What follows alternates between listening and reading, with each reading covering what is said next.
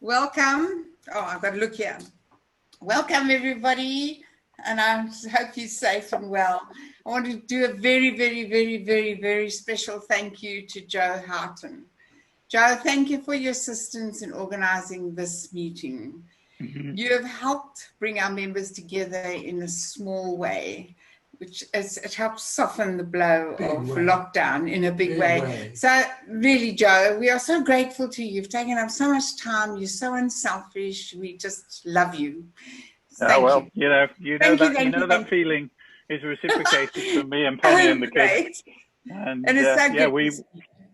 we miss you all. So this is lovely that we can kind of help bring everybody together. I mean, it's lovely, isn't it, for us all to see each other and. It's lovely because I've just so missed everybody so much. And then Akash, wow, Akash, thank you. You put in so much time as always. You also deserve a big fat thank you, Akash. Thank you very, very much.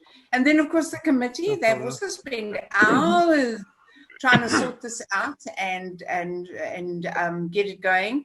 So to everybody, I'm so happy and I hope the club members will enjoy this. I'm sorry there aren't more, but a lot of people are busy or working or something. And so we'll just get on. I just want to explain what's going to happen. Joe's going to display the images. He's just downloaded them now.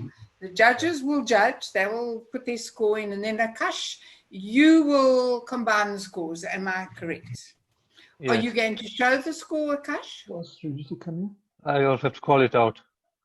You'll call it out. Okay, so that's wonderful. And then the judges will take turns, Joe. They'll take turns to critique the image. So we'll go in rotation. It'll be Joe and Henry and me. And we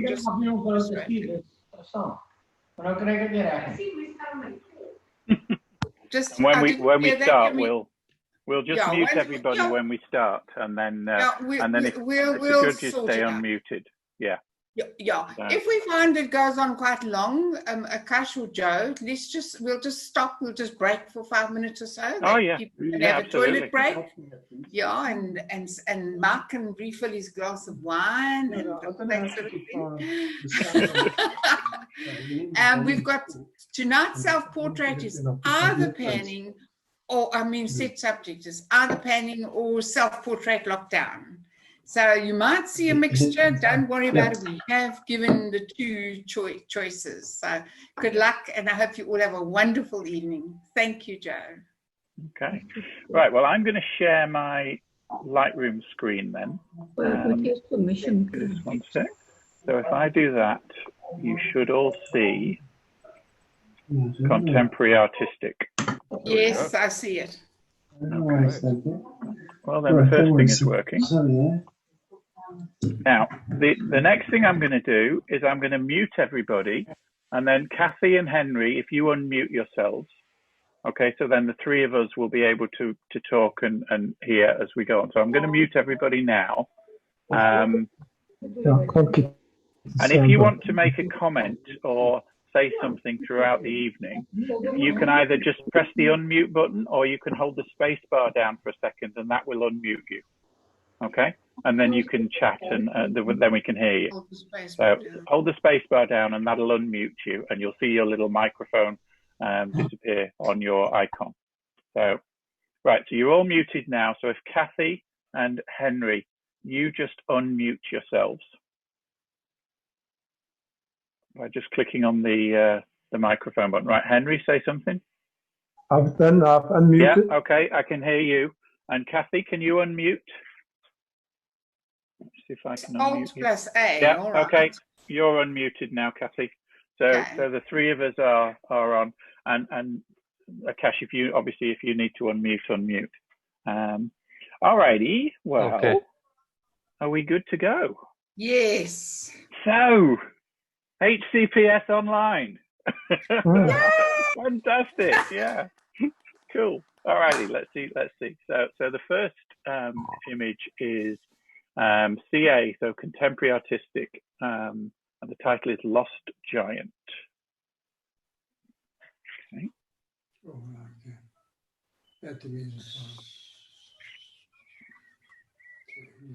Do we know what star rating or is it mixed? 1. It says so on your thing. It's star rating 5. Oh, no? Is that Star rating 5. it's a 5? Star rating 5. Yeah. Yeah.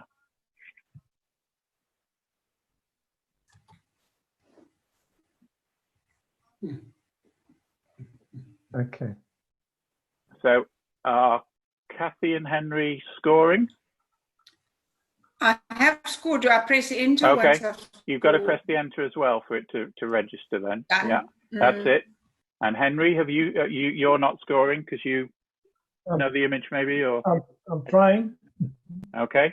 So you see where it says Henry on I2. So that's just underneath your name there. Okay. You just put in your score 1 to 5 in there and then hit enter. I'm doing that, but it's not registering. Press enter. I'm putting enter, but it won't even register. So put the All cursor on the blue dot. I can see the 2 other scores, but my score won't take. Right. Okay. So that's Kathy. I can't see Joe's score. I Right, can. my score's in there. Akash, has Henry got edit access? Yeah, I've linked it to his email. Maybe he has a different email that he's using on that machine. Yeah, anybody the link can access. Because I've added him as an editor under his Lawnmower Place email. Yeah, so let's have a look whether we can see. So so I'm at home. Okay, let me just link up that email. I can just give Akash my score and you can load it. Yeah, we can do that. All right. What, in the chat or something? Yeah. Okay, so I'll give it a 4. Okay. 13 gold. The goal by Tim Gould. So now we start commenting. Is that correct? Have you done the score? 13 gold. Yeah. Whose image is it? Tim Gould. The name comes up at the end there. Oh, there it is. Okay, so Tim, I hope you're listening. This is one of the most incredible wildlife images I've seen in a long time. I just absolutely love it. I'm just not sure why you've entered in contemporary artistic, because maybe you manipulated it or something that it couldn't go into the wildlife. If it's not manipulated, you must enter this in a wildlife, whether it's in a salon or something, because it really is beautiful. Well done, Tim. Beautiful. Yeah, great job. Okay, do we move on? Yes, as quickly as possible. Okay, so this one is Man on the Moon, and this is star rating 5. So club star rating 5.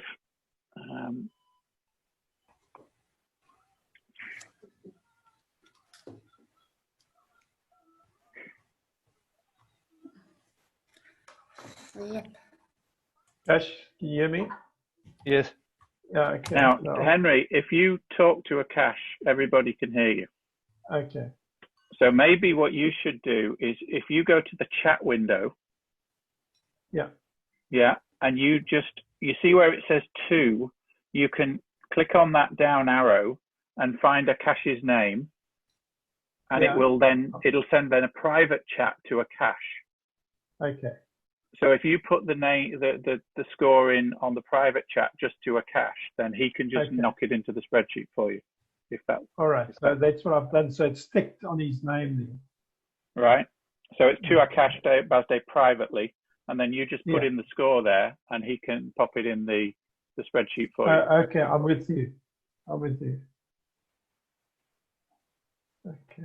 Did you get that, Akash?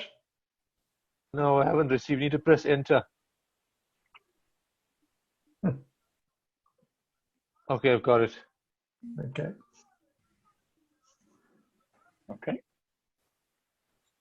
So that's okay, Henry, your turn. My turn. All right. Well, quite an interesting image. I think it possibly could have done better if the moon was zoomed in. It's a little bit in the center of the moon with a figure in there, and I think all the cloud around it actually spoils, especially the section in the upper left-hand corner. I think if you could go a tighter crop, then it would be a far interesting, more interesting image than that. But really great effort to see it being done this way. Sure. Okay. Okay, so this one is Club Star rating 4, Star Wars.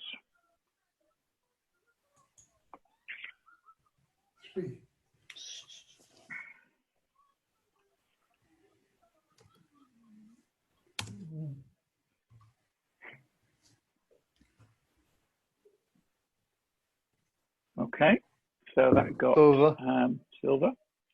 I guess it's me, isn't it? It's an interesting image. I'm not actually quite sure what it is, which I suppose from an abstract kind of contemporary is quite nice. I like the use of color. I think the use of color against the black background works. But I'm kind of looking at it and thinking, where does my eye sit? Where does my eye rest? And it doesn't. So there's no particular subject of the image.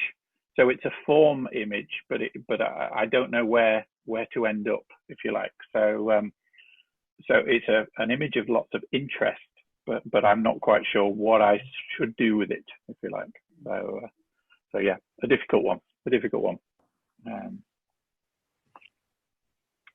So the next one is this one, which is Dandelion Cluster HD, and this is a M2 Club Star rating. Master Silver. Master Silver, right.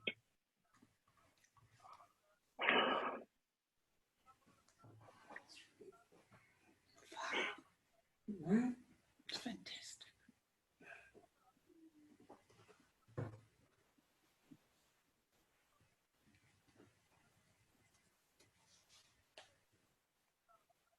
I'm not seeing Henry's score in yet. I haven't received one yet. Okay.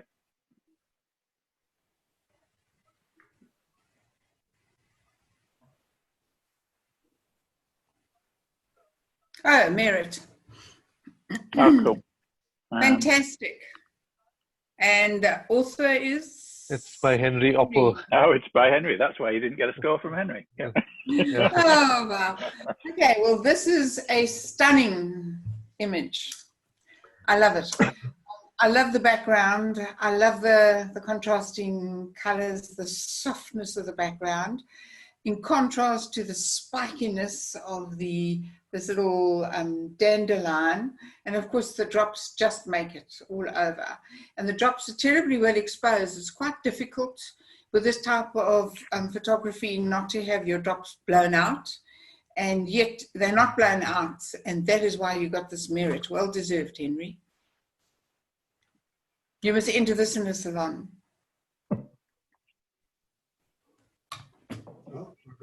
Okay, this one is called Corona Dreams, and it's Club Star rating 5.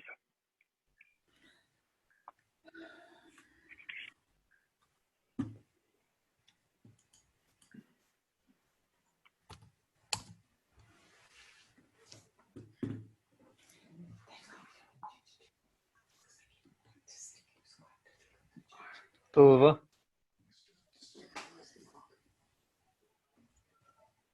Is it my turn or Henry's?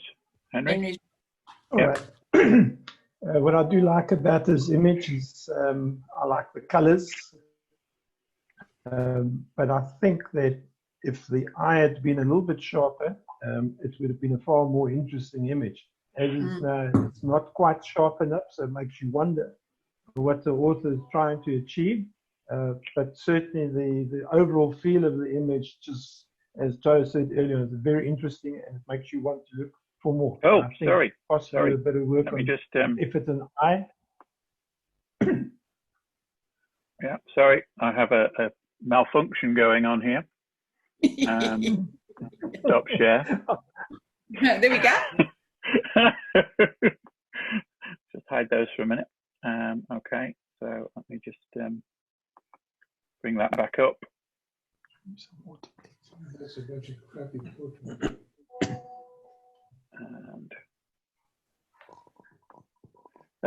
Teething problems, eh? Just That's all right. yeah, apologies. Share the screen again. Right, are we back? Yeah. Yeah. Okay. Okay, sorry I interrupted you, Henry. Yeah, no, so there's an overall softness or blur on the image. And I think if you manage to sharpen the eye, it would just make it that much stronger. Yeah, okay. So that was the end of contemporary artistic. We've now got 3 macro. So the first one is Club Star rating 4, and it is bee feeding.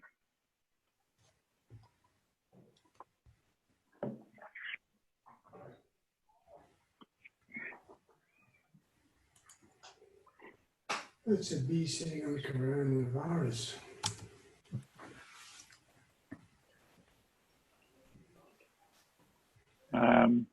Kathy, you've gone 1 too far down. Yeah, that's it. Lovely. That's silver. Okay, so lovely sharp bee.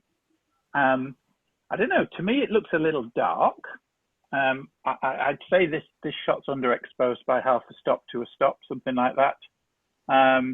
But the plane that the bee is in means that, you know, you've got a good set of sharpness all the way across the bee's eyes and down its back and through the thorax and the abdomen and stuff. So we've got some nice use of the depth of field.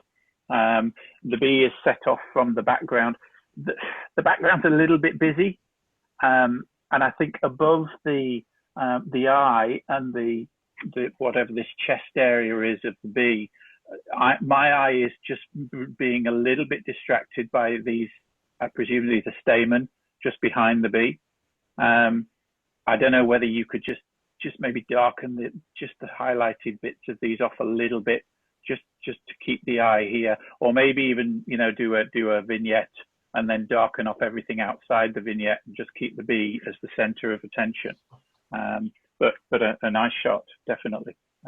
Nice to see the whole of the insect in focus, which is unusual. Okay, the next one is Club Star rating 1. So that's a beginner, is it, Kathy? A 1? Yes. Yeah. Yes. Okay, so we mark that accordingly then. And this one's called, yeah, Purple Flower.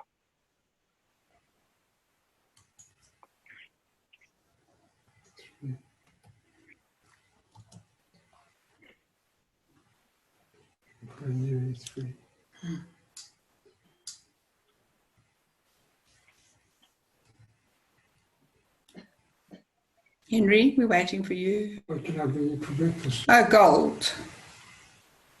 Okay, gold. Oh, well done. Gold. That's lovely. Lovely to see our new That's silver. No, it's a silver. Sorry. Never mind. It's still well done. Well done. You know what I love about this image? I love the lovely blue, clear, unobstructed background. It's so nice to see floral images without a lot of disturbing things in the background. And I really like the fact that the author has placed it on the left-hand third, and the center of the flower is on a third as well. That shows this author's, even a 1 star, is so aware of composition and trying to place it correctly in there, and 10 out of 10 for that. The flower is just a little bit soft, and I think that's why you didn't get a higher mark. So work a bit on really, really using a tripod or something like that your camera is really stable, and get that pin sharp image, and you'll do really well. Okay, so the next one is another Club Star rating 1, and it's Young Flower.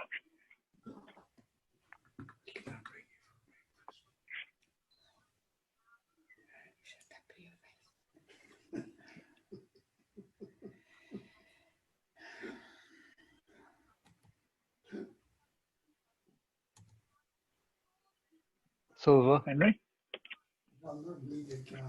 Yeah, but I like you. Yeah, helping. Silver. Henry? Yeah. Okay. All right. Well, I like the prominence of the flower bud in the positioning. That means that the author actually understands the rule of thirds and is using it to aid with the composition. However, there are a couple of issues here. I think the leaves in the back is a couple of very bright spots, and in to the left, to the right of the flower bud at the top left, there's that orangey spot there that is a little bit disconcerting. So my suggestion is that you either crop this in a portrait format and thereby eliminating all of those unnecessary distractions, then the image would be far stronger. But the fact that you actually used the best aspect ratio, I enjoy that. I like that type of thing rather than very tight crops in most cases. But I think in this case, a tighter crop would have enhanced the image. Okay. So now we have Club Star rating 2, beauty. Oh no, that's all right. So we're going into monochrome now. Okay, so that's the end of macro. So we've got 3, 4, 5. So we've got a lot of monochromes. Okay, so this is called Beauty of a Beach Sand Dune.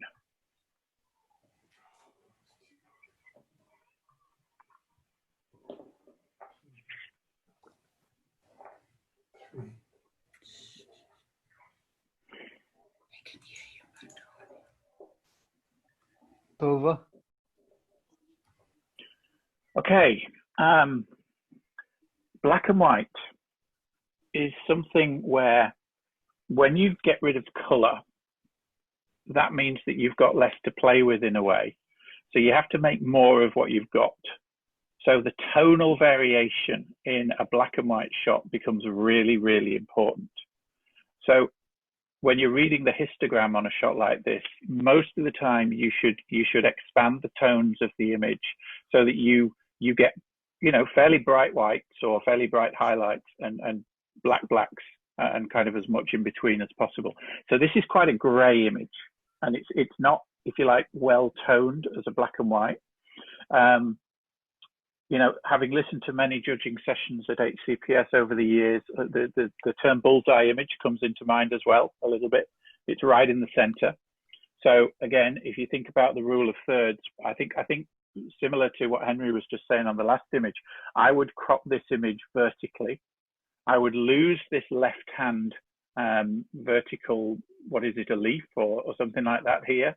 And I would crop down here and I would crop down there. And then you would have, you know, a tighter crop. The flower in the middle would be bigger. There would be less distraction, because this is quite distracting from taking the eye away from the image. And then you'd also, because it was a vertical crop, the flower would be just looking up into the negative space. And I think it would work slightly better compositionally. And then what I would do is I would work on expanding the tonal range in the lighter areas, just to bring that out, bring the detail of the flower out.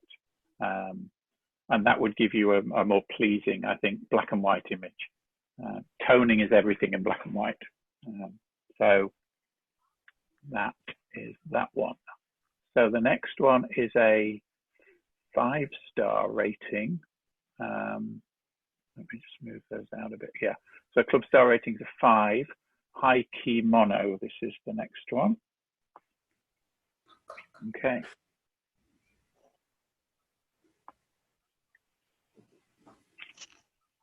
The tree kills it.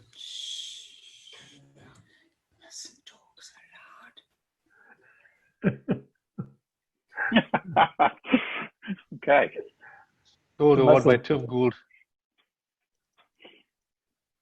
Okay, whose turn to crit? You, I think it's me. Yes. Well, I just love high key mono, and I think this one is particularly good. there's such good use of the lights because you don't get the feeling that it's blown out. You still get the feeling that there's detail and texture and tonal value. And remember with the high key, you definitely have more light than what you have dark. That's why it's called high key. And I actually just love the little bits of grass that grounds the whole image. And that tree there actually frames the elephant, the subject. You've got a good leading line with the tail, and then the eye goes through with the tusks, and then that tree stops the eye from leaving the image and back to the illy again. And it was such a well-deserved gold. Well done. Okay, so the next one is, this is a M1, so that's Master Bronze, is it? Yes. Yeah. Okay, and this is Cape Griffin N125.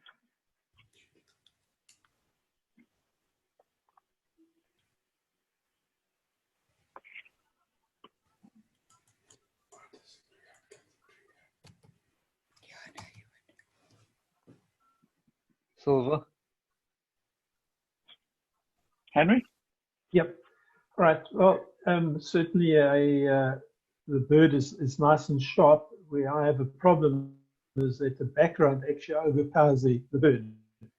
So if we just cast our mind back to the previous image, where the background actually complemented the subject, in this case, I think it actually competes with the center, which is the subject, which is the vulture. So as a suggestion is maybe consider lightening the background a bit.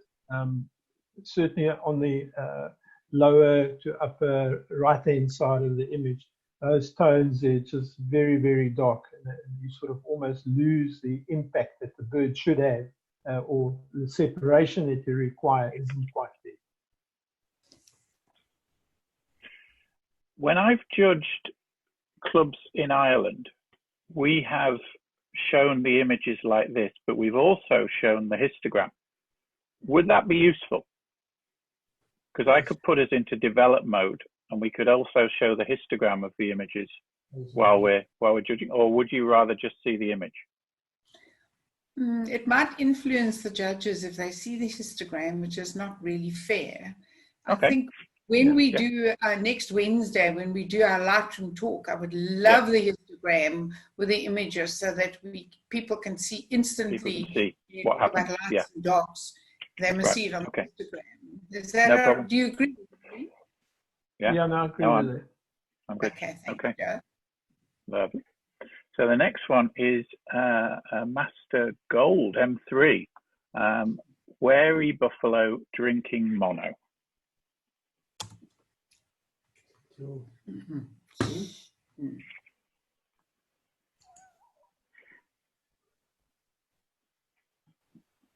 Gold Award by Kathy K. Thanks, guys. Well done, Kathy.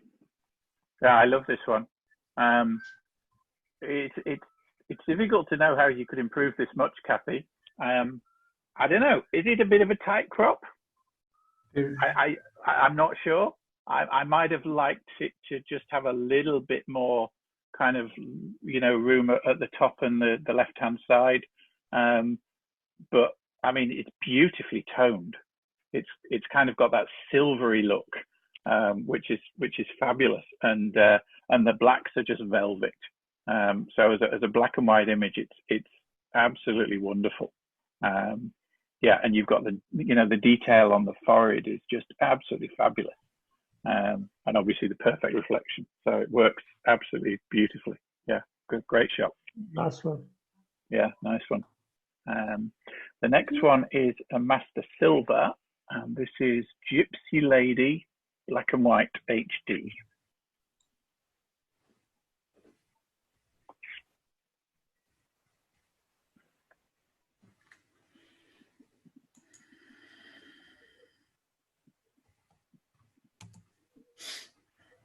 Silver.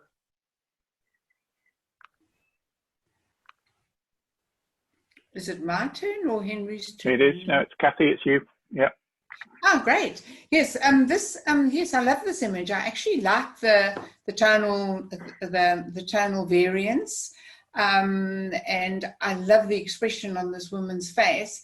The only reason why I didn't give a much higher mark, because this is really super, because I found this area here, the pillow behind the lady's head, was what was drawing my eye in, because that was where you've got more tonal value. There is on that couch and on that pillow.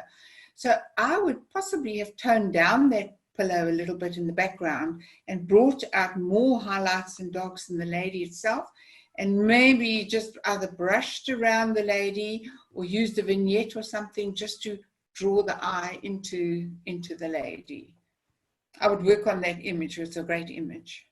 It's a fabulous image. Yeah, I think you've gone to try and kind of spill the light, haven't you, from this light? I mean, that was the plan, I think, but this is too bright just here. Yeah, that light should have been on the lady, not on the pillow. Yeah, you should have just opened this up a little bit more down here, just to give us that detail. Yes. Super. Okay, so the next one is Master Bronze, and it is Cloudy Day.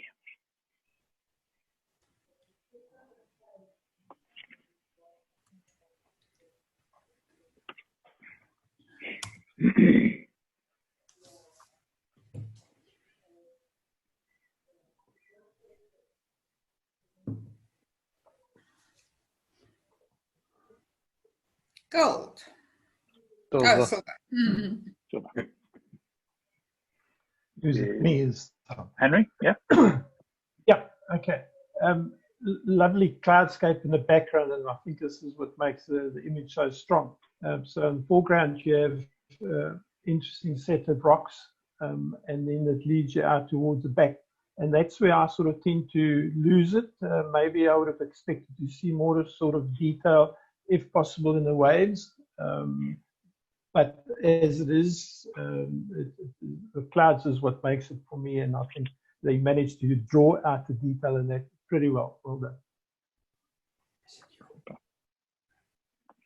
Okay, the next one is Club Star Rating 4, Spitzkoppen, highlighted.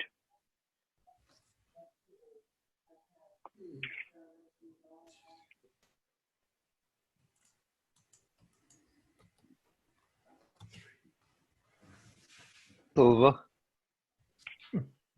Okay. Yeah, I think we are judging quite strictly, but perhaps a little bit of explanation as to why. I absolutely love the sky. It's been so very, very well handled. Apart from this top left here, there you've lost quite a bit of detail in the clouds, but that actually doesn't worry me. I just find that on the left and the right-hand side at the bottom here, it's actually just a little bit too dark. I'm not sure if a radial filter has been used in the center over the mountain and this darkened, or what has been done or brushed in that. But if you'd used a radial filter pulling up from the bottom over this dark area here and lightened that a bit, this image would have been magnificent. So I think just a little bit of work on this image to lighten this very dark part. The bottom and on the right-hand side, pull your radial filter slightly there, or brush, whatever it is. I love the radial filter, I must admit that I use it often. But lighten that there and it'll be a fabulous image. Joe, it seems to be only yourself that the cursor is working. Yeah, I think because I'm the kind of host. Oh, my apologies. Yeah, so when you're talking, Kathy and Henry, you'll need to just say, bottom left or kind of, whatever. I'm so sorry. Okay, so I'm talking about the darkness on the bottom half. Just here. And on the left bottom. Yeah. And on the right, going slightly higher up there. Do you agree with me? Is that those areas, John? Yeah. Yeah. I mean, it's. I think you've used probably an adjustment brush here, but the fall off is pretty heavy on the between the bright and the dark, and the corners are naturally going darker in a shot like this. So you've actually gone very dark on the vignetting in these corners. So yeah, just playing with the dodging and burning a bit more, like Kathy said, and maybe using some of the dodging and burning rather than just to go here to accentuate the leading lines and the convergence of the lines would be an interesting way to try processing it again differently. This has lots of potential as a really, really strong image, but I think at the moment that crop's not doing it any, that edit's not doing it any favors. Needs reworking. It's fabulous image. Yeah, there's a lot to like in that image. Okay, so the next one is a club star rating 5, and it is Media 24 building.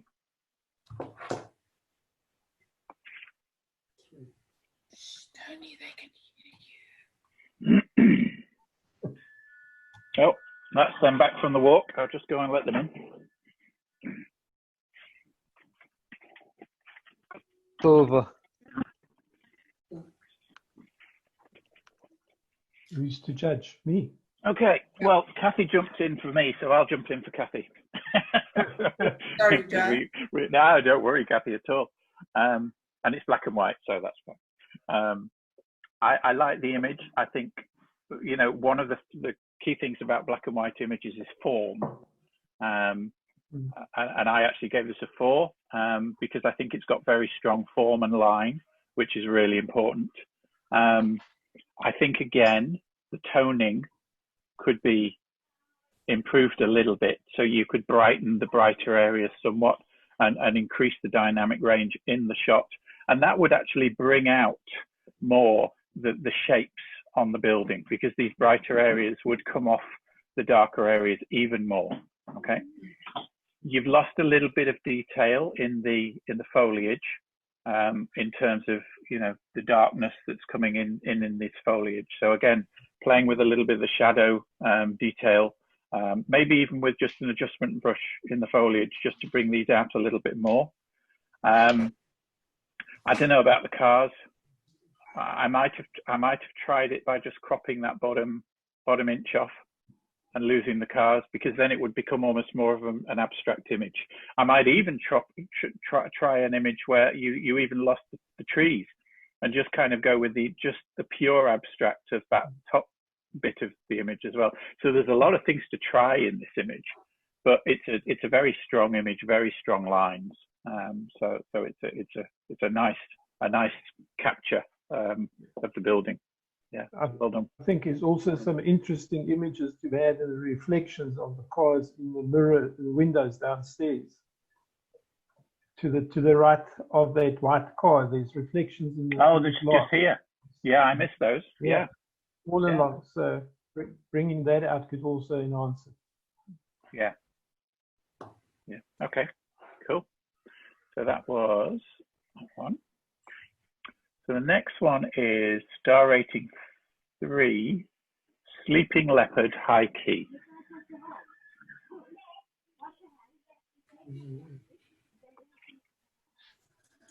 Not sure.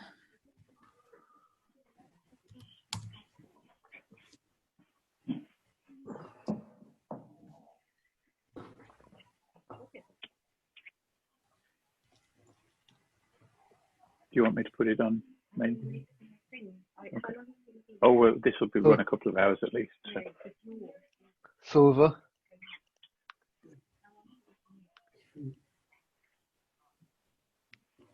Henry? Oh, sorry, I'm half asleep here. All right. Look, you know, I think that the subject, we've lost a little bit of detail in the subject, and that's the sad part about this image, because when you see these cats sleep like that, they're absolutely beautiful and relaxed. So in this case here, I think we've actually lost detail in the face, and it's almost like the leopard blends in with the branches that's lying on. How to improve it? I think I would probably just try and tone down the brighter background and maybe bring in a little bit more light onto the cat itself, and see if we could improve that. Then coupled to that, the very bright area at the bottom is by far it's far more dominant than the top. So it's again, I'm not quite sure how to do it. I would probably try and just drag the whole background, just bring it down a stop or so, just a little bit darker, and then lighten up the actual cat on the branch. But a lovely capture. Okay. So the next one is the club. Danny, will you leave that alone, please? The next one, the next one is Club Star Rating 4, where that was Where Sky Meets Earth, wasn't it? So it's black and white portrait. No, Where Sky Meets Earth. We need that. Oh, it's Where Sky Meets Earth, is it? Yeah, sorry, there's the next one. Yeah, okay, so it's Where Sky Meets Earth. Thanks, Kathy.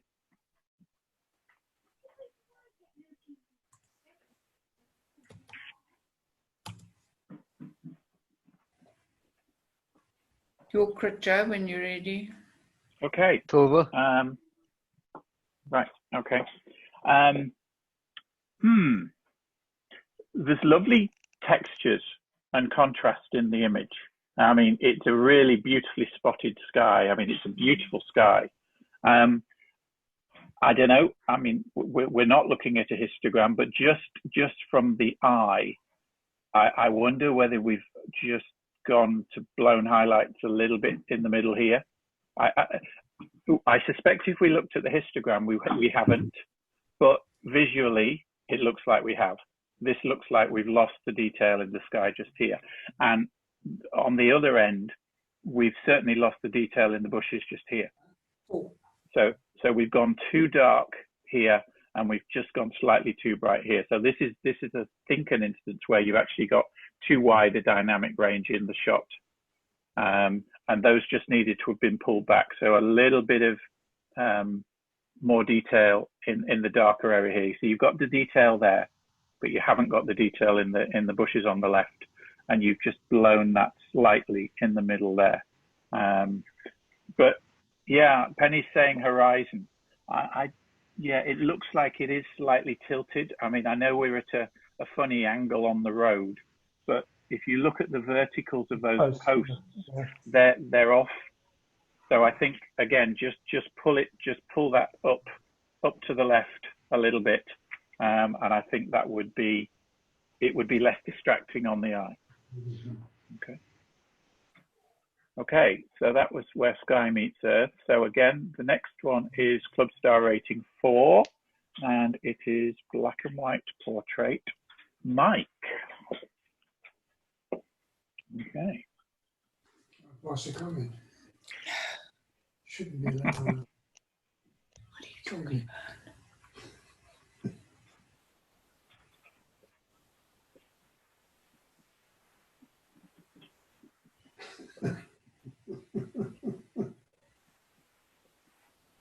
Just waiting for you, Henry. I did score, but let me try again. Nothing, Akash?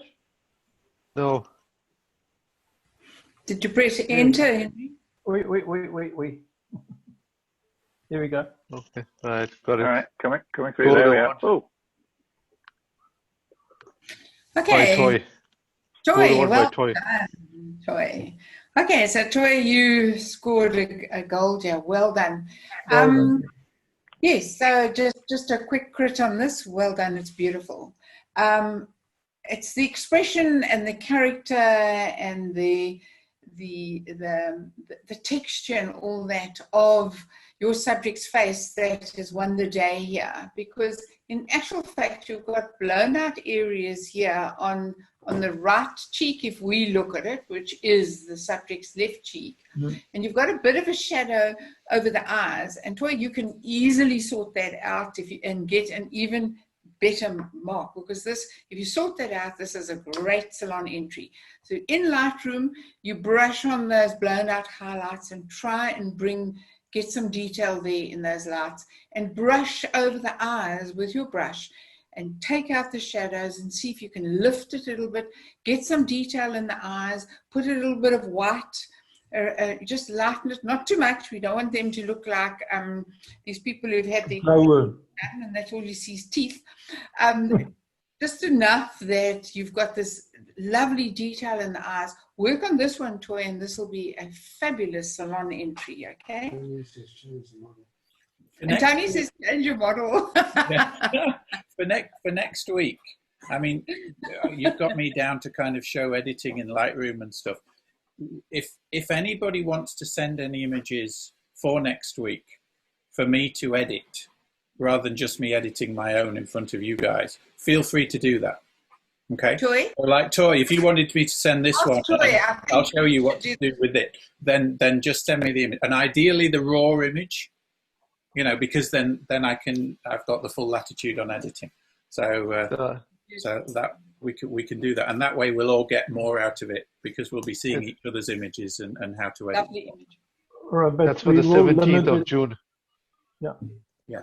So that's next Wednesday. That's 2 Wednesdays, isn't it? Yeah. Great big plate bottle. And Joe, right. So we are limited to 1 image per author. Then you don't want somebody to send 4 or 5. Well, I mean, when we do these editing things, I reckon we'll get through 20, 25 images, something like that. So yeah, you know, just send them in, and if we don't get through them all, we can carry them to the next time or whatever. Yeah. Okay, so hey guys, let's try and rush it up a bit. We've only done 20 images. We've got a lot to get through. Yeah, well, we were figuring it out, Kathy. But yeah, we'll hurry up. So nature is in the next lot. There are 5 nature, and the first one is called "Can You See Me?" This is a 1-star.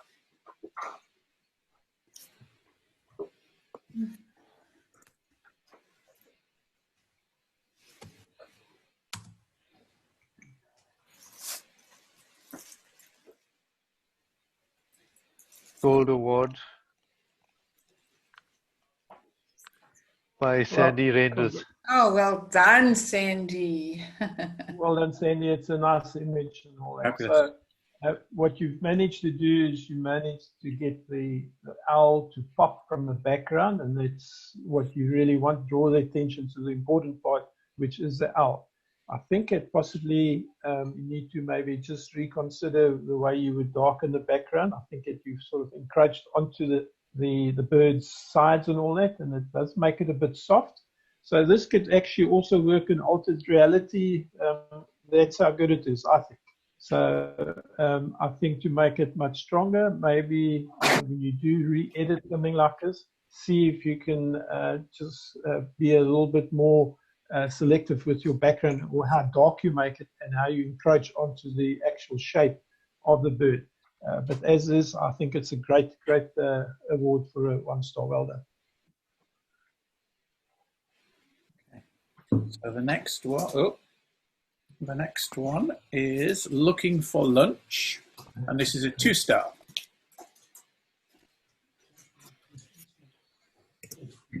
This one's a 2-star.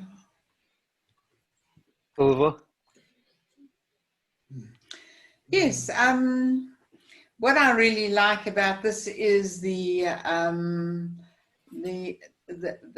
muted background.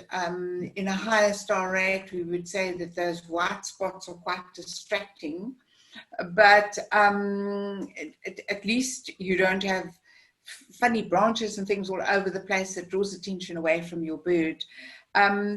The bird appears to be slightly soft. Fortunately, you've got the beak and the eye nice and sharp, and that's and that really added value. Just watch, if you see that branch that the bird is standing on, it's quite blown out, it's overexposed, and therefore it draws attention away from your main subject. You could easily brush that out. And you could easily brush out those white spots there, and your bird would just pop. So just work on your post-processing, and you'll be surprised how lovely this image will be. Okay, so the next one is a 4-star, and it's a hungry eagle owl.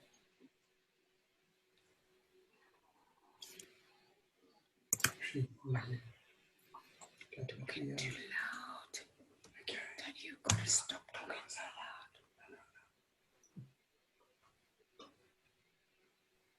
loud. Over. Is it me or is it Henry? Henry, you're after Kathy. Okay. All right. Well, again, nice capture on the owl. I like the background behind the owl. I think what let us down, or maybe stopped it from a higher score, is if you look at the cropping on the right.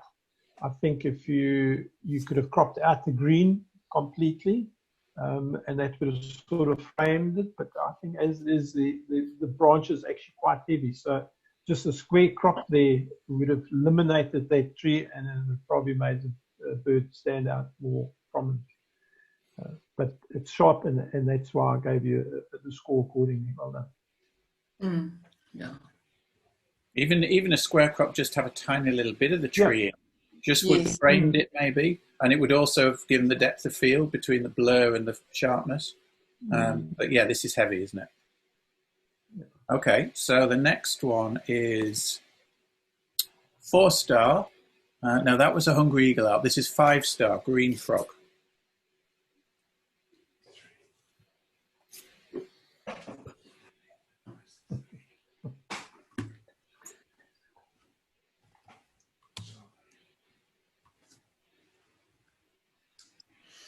Gold award by Anne Borman. Well done, Anne. Well done, Kathy. Yes, well done, Anne. What I really, really like about this image is the fact that you've got the eye pin sharp and your exposure on this little frog. And I know these are now really juveniles. This is tiny. So well done. And getting this tiny little frog, the exposure is super. What I really like is the dark background. So it makes the frog itself pop. And that is the reason why, if I could offer just anything, I would probably just crop a little bit out the bottom, because that green leaf that it's standing on is a little bit overpowering. So if it was me, I would try and get rid of some of that leaf, and so that you've got more frog than leaf that it's standing on. That's what you aim at, so that the base is less than your actual subject. So I would take a little bit of that out and crop bottom and on the left-hand side, and you have more frog. But as it is, fabulous image. Well done. So Kathy, in terms of that crop then, so if you took out, say, half of the left and half of the bottom, would you also crop in from the top right to make the frog bigger relatively? Or would you leave? Yes, I would take a little bit off to get the eye on the third. You can even tilt your image slightly. I would actually tilt the image slightly to let the frog go at a slight angle, and then you would lose this triangle on the bottom left-hand corner. Yeah. So if you tilted the image slightly to the left and then cropped out green and stuff, it's a totally different image, because you lose and then the frog's going there that way on that line, rather than that. Less base. And suddenly you've got yourself an amazing image. So it was. And Bornman, I would recrop this image, Anne, and try and enter it in a salon and just see what happens. Yeah, tilt it to the left and then crop it. Yeah. Tilt it to the left and get rid of that triangle, back triangle. The frogs up there. Yeah. Fabulous. Okay. So the next one is 4-star bromeliad. You've got to...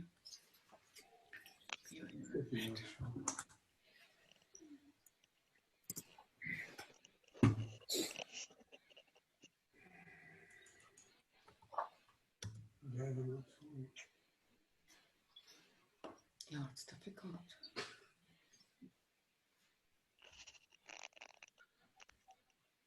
Bronze. Henry? Okay. Yeah. It's the coronavirus type plant, shape-wise. I think is top marks for that. However,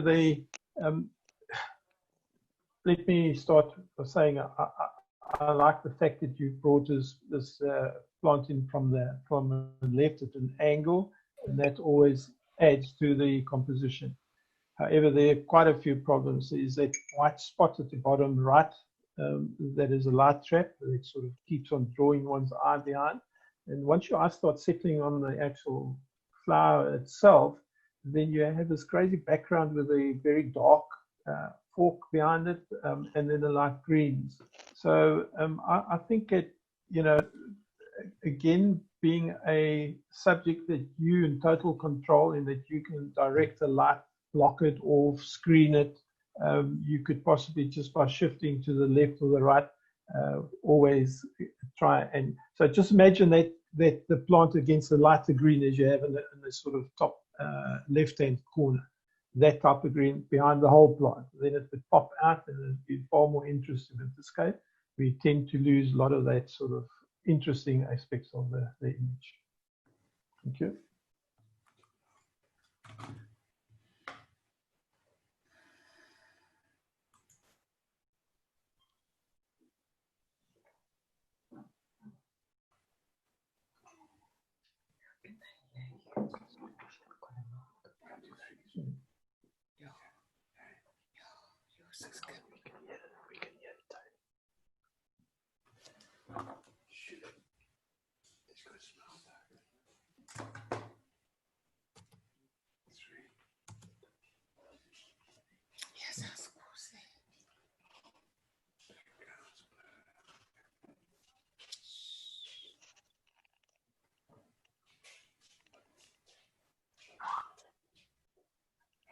Silver.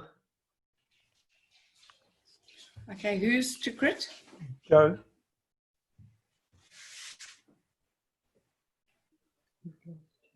Joe, we can't hear you. Or bird, Savvy Okay. will tell you that.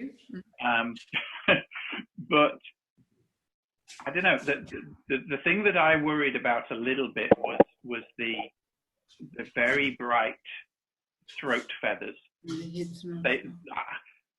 I'm just wondering whether you've blown those a little bit. They're certainly very bright, and I would just have maybe just brought them down, you know, a quarter stop, a half a stop, in terms of the brightness, and these two head feathers. But I mean, beautiful separation from the background. You know, nice clarity on the feathers and stuff like that. And you know, an interesting moment. I don't know whether this is a nasty peck or it's a cuddle or not, but yeah, it's an interesting spot. What star rating is that? Yeah. Okay. Master bronze. Master 1, Master silver, Master bronze. Master bronze. Thank you. Okay. Yeah, that was M1. Yeah. So the next one is a club star rating 1, In the Morning Sun. Wow.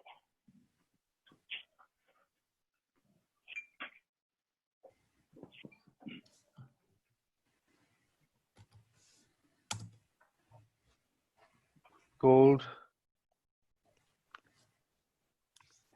by Sandy Reinders. Is it your turn, Henry, or mine? No, I think it's yours, Kathy. You can talk. Oh, okay. So, Sandy, well done. Well captured. I love the muted background, and you've coped pretty well with the colors. And it appears that where the eye section is, that it's pretty sharp. That's where you want the sharpness to be. The only thing that would count against you in a high star rating is be careful. You've clipped the feathers at the bottom of the bird, and those thorns, that twig on the bottom is a little bit distracting. As we spoke about earlier, this one you can tilt slightly to the left because that will include the tail feathers. It would allow a lead in, and then you can crop off those distracting thorns at the other end, because the thorns there's a little bit too much of them. So remember, beautiful for your rating, but as you progress, obviously you want to improve and improve. So just remember that. Just fiddle a bit with your cropping. I remember Henry telling me about kind of leading lines once, and what Kathy just said about just moving this to the left would move the line of this branch straight into that corner, and that would be more pleasing from a compositional point of view. Just those 3 or 4 degrees would make it work. Yep. Yeah. So the next one is a 1 star. No, that was a 1 star. The next one, sorry, is a 5 star hornbill.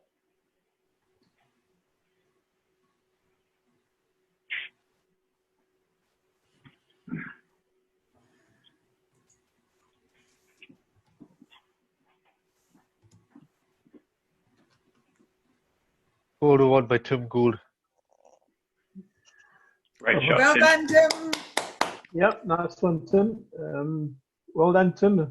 Great image of this bird. And then what really helps you on this is a totally diffused background, and it really sets off the bird, and that's what we'd like to see. The separation is absolutely wonderful.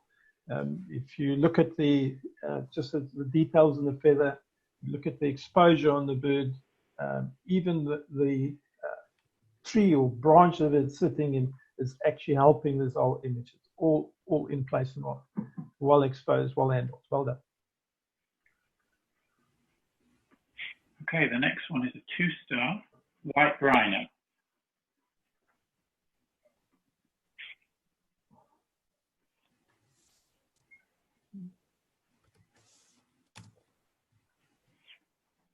Silver. Yes. Sorry, Joe, it's you. What do you mean? Okay. Yeah. Okay. Okay, you've got good separation from the background. Although, I mean, the background here is blurred because of distance. The trees aren't that blurred. So I don't know whether this was something like an f8 or you know, slightly wider aperture to give more of a depth of field. So certainly everything is in focus from the foreground right back here. He's a little bit of a bullseye. He's kind of centered. If you look at the amount of space here and the amount of space here, it's pretty much the same. What I probably would have done would have been cropped this. I think I would have lost the sky, because the sky is the brightest part of the image, and that's what takes the eye. You situate the rhino, you know, in the bush with the hill. You don't need that sky. There's nothing in the sky. It's boring. That would have allowed you then maybe just to crop a little bit on the left as well, and have him moving into the negative space on the left. So crop the right a little bit as well. But I mean, yeah, lovely detail. You've got him looking at you. That's nice. So yeah, it was a nice image. Okay, so that was 2-star white rhino. So the next one is a 4-star late afternoon grooming.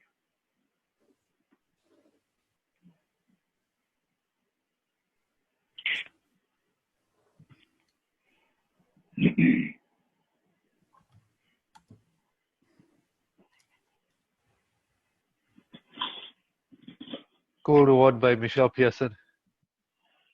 Nice one, Michelle. You, Kathy. Well done, Michelle. I just love the action. I love the angle. I love the triangle that's been formed. That's, to me, what makes this image so strong.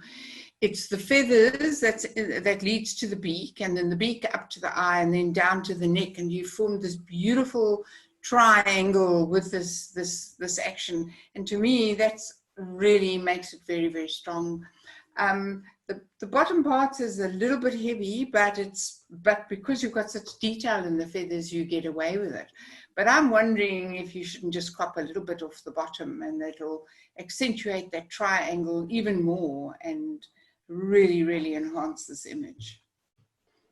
I don't know whether you guys are seeing it, but certainly in Lightroom, when I'm projecting this onto a black background, Michelle, that line, the stroke line that you've got around the image, it's a bit distracting. It's quite a bright line. So I might just color that line to pick up, you know, one of the lighter colors from the bird or whatever, rather than having it as white. And that would lessen the distraction a little bit, I think. But it's a fabulous image. Love it. The next one is a 5-star. Oh, really?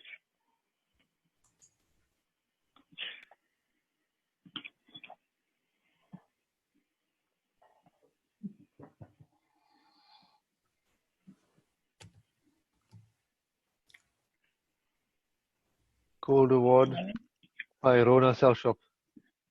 Well done, Rona.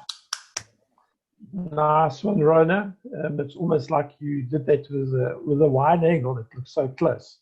So you really managed to capture the detail in this right for the hippo's nose area, the tusk out there, and then all the hairs in the nose. And then what helps tremendously is obviously the correct aperture and the depth of field that you use.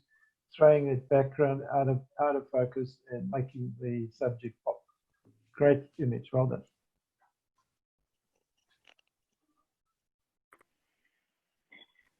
Okay, the next one is a 3-star. Mum's meal, sharing mum's meal.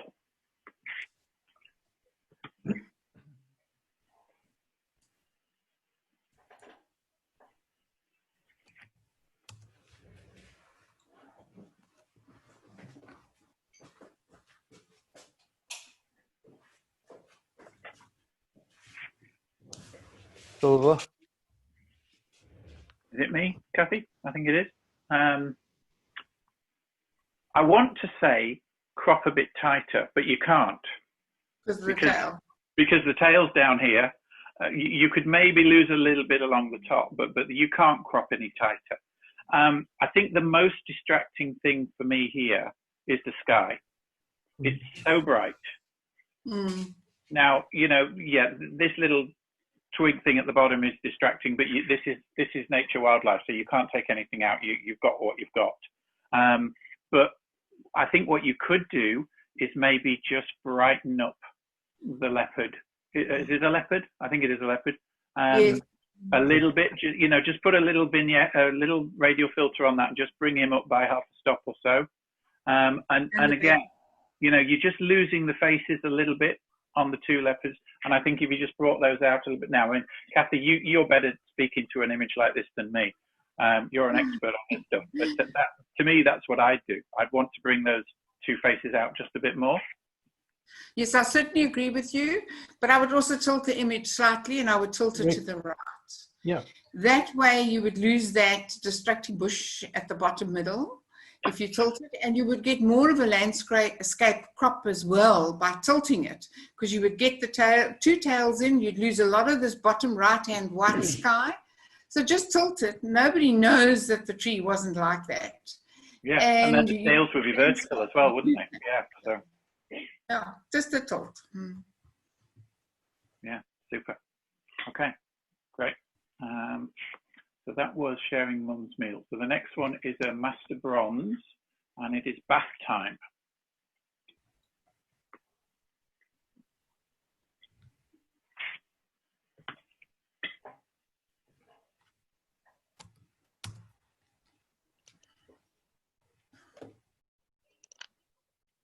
Silver.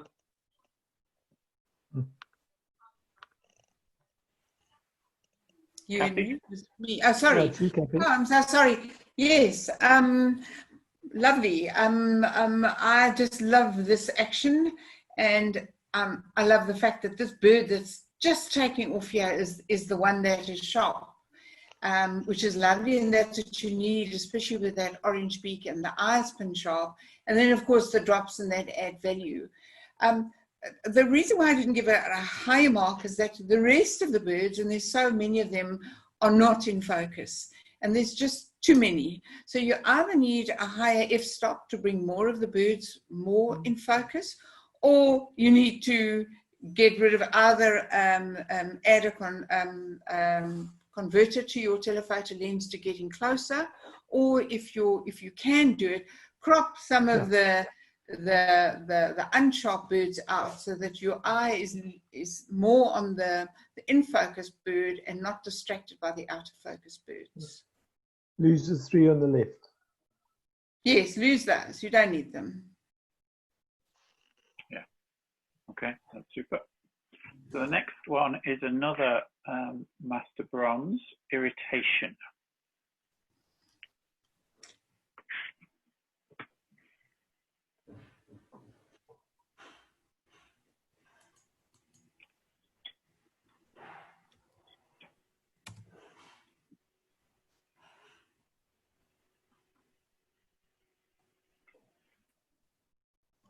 Silver. Yeah. I think nicely captured the moment of takeoff. You've actually got the bird already having left the perch that it was sitting on. I think that in this case, although the background's nice and diffused, it actually competes with the bird, center of interest. And in particular, I'm very concerned about the bull. And my screen and all that, it looks like the face of the bull, that's not quite sharp. And that does spoil it a bit.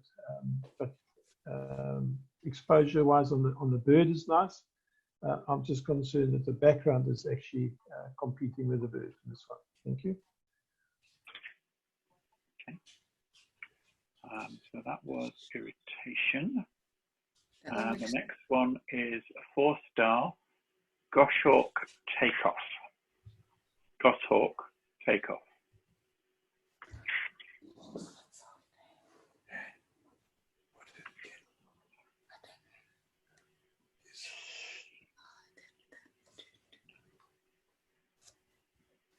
Gold Award by Tony K.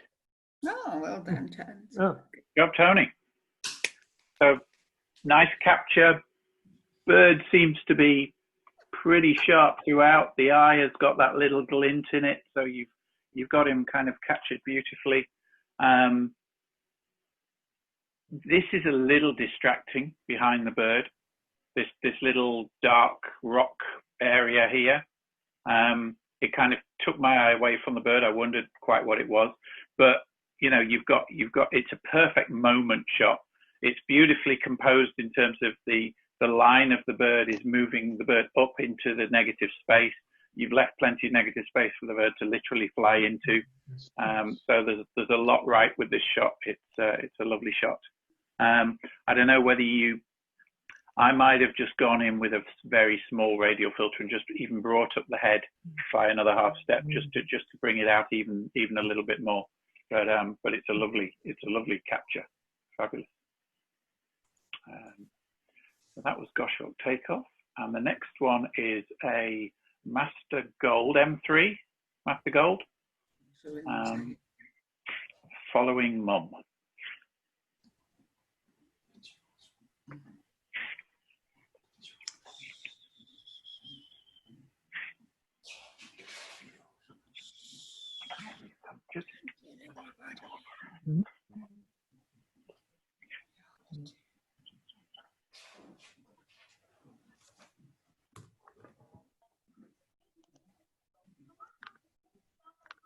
Gold Award by Kathy K. Thank you. Yeah. Well then, Kathy, I think what makes this image really, really tough out is obviously the little baby, but the animals being offset against the yellow flowers in the background, and it just completes the photo. The fact that it's following, you see the tail and the back leg disappearing and the little one's following.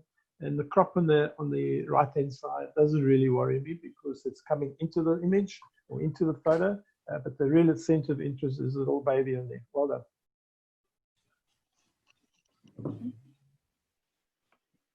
The next one is a Master Silver. Thanks, love. Are you threatening me?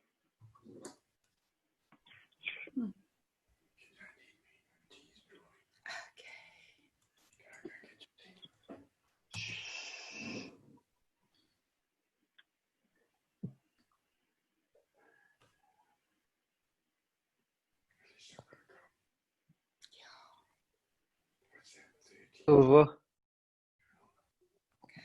Okay. As soon as I saw it, the word crop came into my head.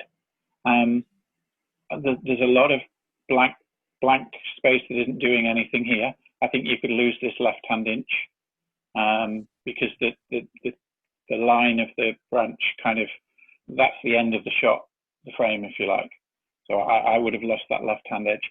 I would also maybe have just, again, brought out a little bit more of the detail on the wing there. The tones, I presume this is probably late afternoon, so it is that very golden light. So that's okay. But again, you've got plenty of range to play with in the tonal range of this shot. You could even go a little bit brighter. I think it's really interesting. Look, he's lost his foot as well. Yeah. So that's nice. So yeah, so that was a rather nice one.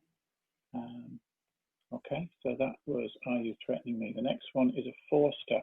We're on 38.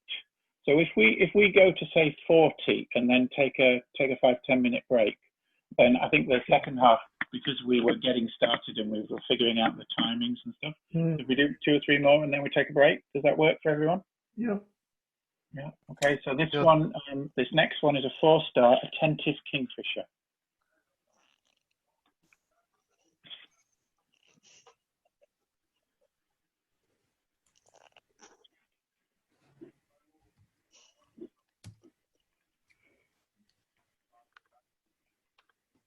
Gold award by Mike Skellen. Well done, Mike.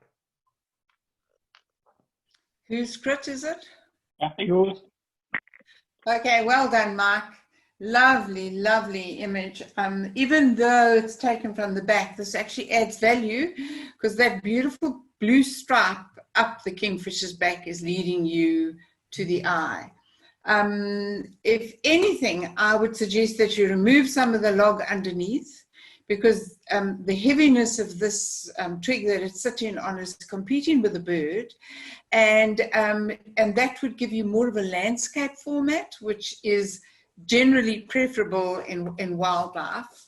And you love the fact that you've given the bird lots of space to look into. Just lose some of the bottom and wow, you've changed the whole composition of this image.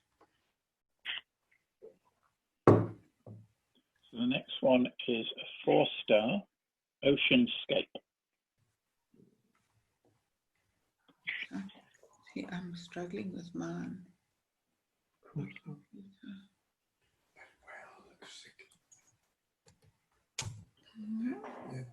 whale looks sick.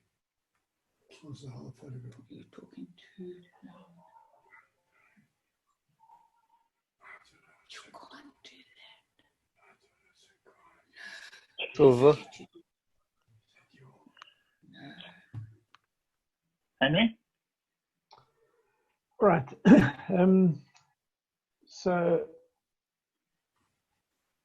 I think they're all the makings of the good images here. You have the leading coming in from the right, leading out to those 2 rock tips sticking out, or 2 fingers, and then with the sky at the back. I think, however, that the processing is a bit of a problem. I don't like the sort of halo around the 2 fingers, if you want to call it that. I think that spoils it. So if you can control that, then all of a sudden the image becomes a little bit stronger. The fact that you use, I assume, a slow shutter speed made the water nice and milky. But I think that is really the main area of concern on my side. Maybe bring out a little bit more detail on the sky, and then that could be, because you've got a foreground, you have a midground, and then you have a background. So I think a combination of those will make a good image. But the main area is 2 fingers. That I think you can correct if you had to process it again. If you want to send that image in for the editing in a couple of weeks, I'll show you how you can use Lightroom to get rid of those halos very, very easily. There's a very simple technique in Lightroom that will allow you to do that much, much better. So, okay. Well, look, that's 40 images. Why don't we take a 10-minute break? And so just stay on the line. Just mute yourself or whatever. We've done 39. We've done 39. We've done. Oh, there's one more. Okay, so well, let's do one more then, because then we have to turn the blender on and make the kids their smoothies for the evening. So, all right, one more then. So this is a 1-star, and it's called What's That? Oh.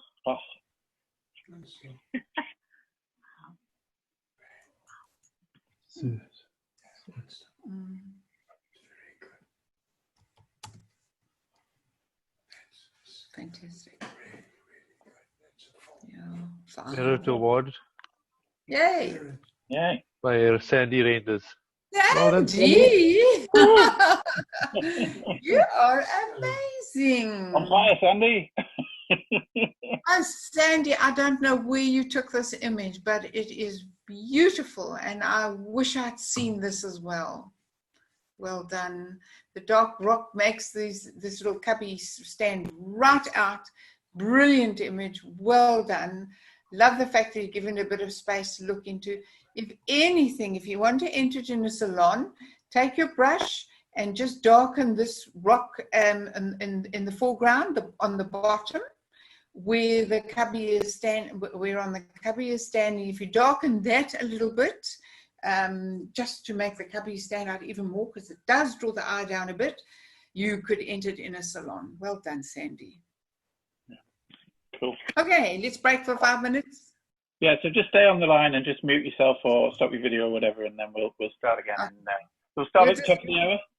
Yeah, I'll leave it as it is. I'm not going to risk anything. Yeah. Okay, thank you. That's fine. Okay. All right. Oh, flip. Oh, no. Oh, don't. Stop it, man. Just close it up. We're going to have something to munch on while we're waiting. It's a beautiful image of Sandy. Oh, I'm so impressed. Stunning image. I would have given that a mirror. Bang. Done. Well, we did, so. No. What I said, 4.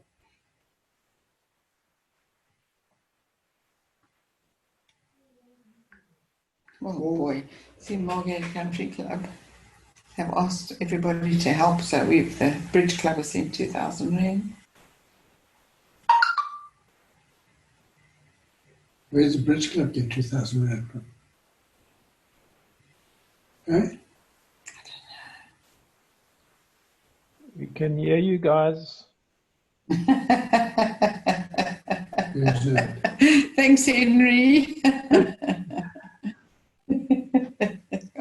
Well, good. Then I'm not going to talk about you, see? Yeah. Or Leslie. I can see you peeping in the background, Les. Yeah. We don't need a break. Do you need a break, Les?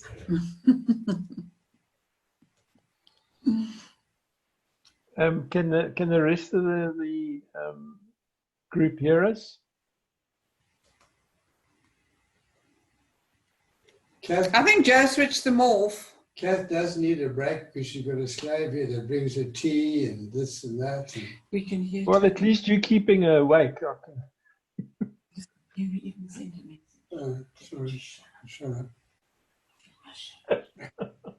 Promise me. Yes, I'll shut up. If you say one more word, you have to go outside. Okay, I'll shut up.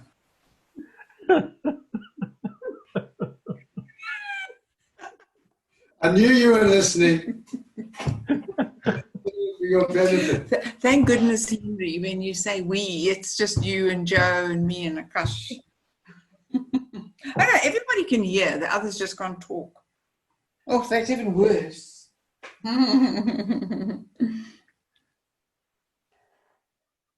Yeah, I don't know if we can maybe mute everybody else. I just want to just bring up something. I'll send you a WhatsApp.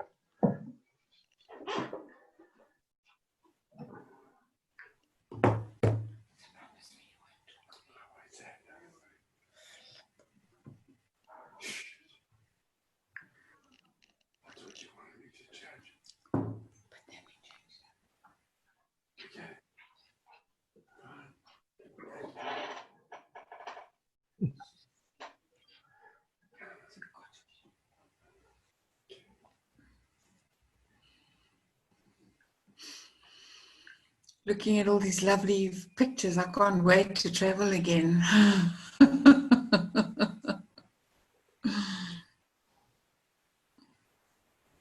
Switch Sandy Reindeers on and let her tell us where she took this image. Oh, Joe's not there. Sandy, where'd you take this? Where'd you take this? Where? It was near. What's that rocks called? The big rocks there. On the S14. No. Babes, what are those big rocks called? Big rock. Big rock. Near where? Near where? Which near? Is that near Skukuza? Where you turn off. Yes. Okay, I know where to see them. 14 or 114. You were lucky to see them. Wow. There were like 14 of them, and with no parents. On the left. Really? On the left Yeah, hand no, side, down the road. they were on the little sort of off road away from Renosterkoppies. Okay, we know exactly where it is. Yeah. This is such a lovely sighting. You were so lucky, Sandy. Very. We sat there for like 2 hours with these lion cubs. There were 14 of them. Wow. And there were like 3 cars. It was really good. Oh, you were lucky, because normally there's such a traffic jam. It's quite awful. I think I took about 300 photos of them. Is that all? No, man. What's the matter with you? 3 hours? Is that all? I know. Ask Liz how many she would have taken. And then at Renosterkoppies, we saw a female walking along calling. So I think that might have been the mom, where she'd gone off hunting, or I don't know. One of the moms. Yeah, maybe they went hunting and she was just making sure they were safe. Oh, there was a vulture flying up above, and that's what the little cub was looking at. Wow. You know, vultures have been known to take cubs, eh? So maybe that's why the mother was worried. Yeah.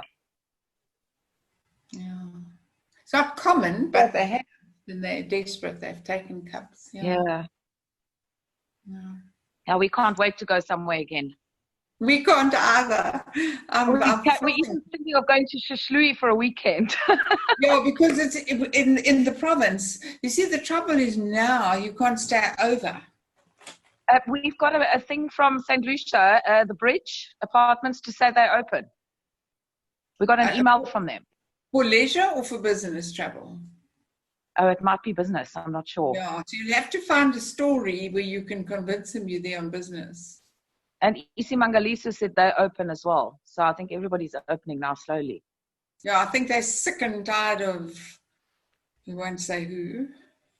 Yeah, but have you seen the pictures of the leopards looking in at chalets and things to see where are the people? No.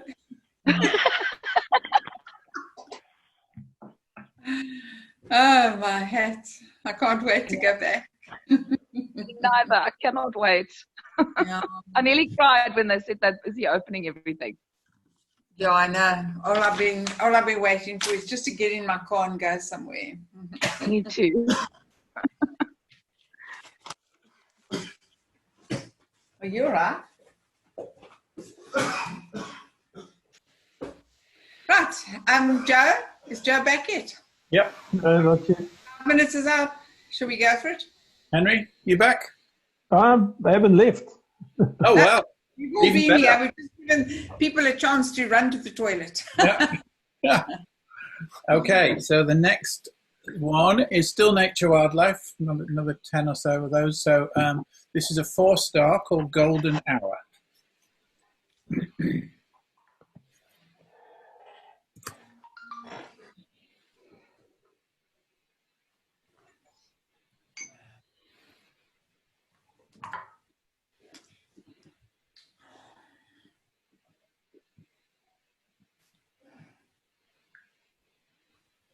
Gold.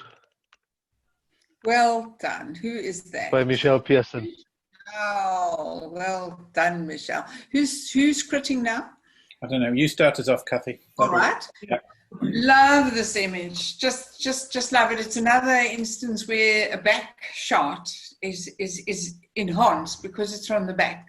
Tail acts as the lead in. You've got this wonderful detail in the feathers, and because the bird is turned to the left and looks like he's got some feathers in his mouth, so he's been preening. But the main thing is that blue-green eye with that yellow dot underneath. That is what adds its value. And then, of course, you've got this beautiful diffused background. Well done, Michelle. Yeah, lovely shot. Okay, the next one is a 3-star. What big eyes you have.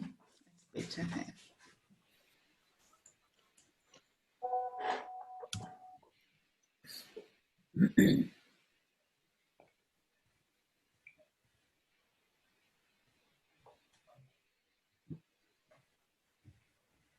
Silver.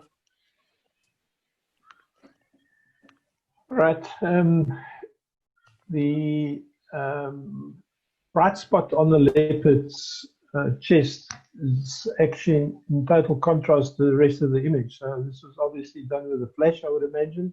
It would have been sort of very early evening. It looks like it's the blue hour.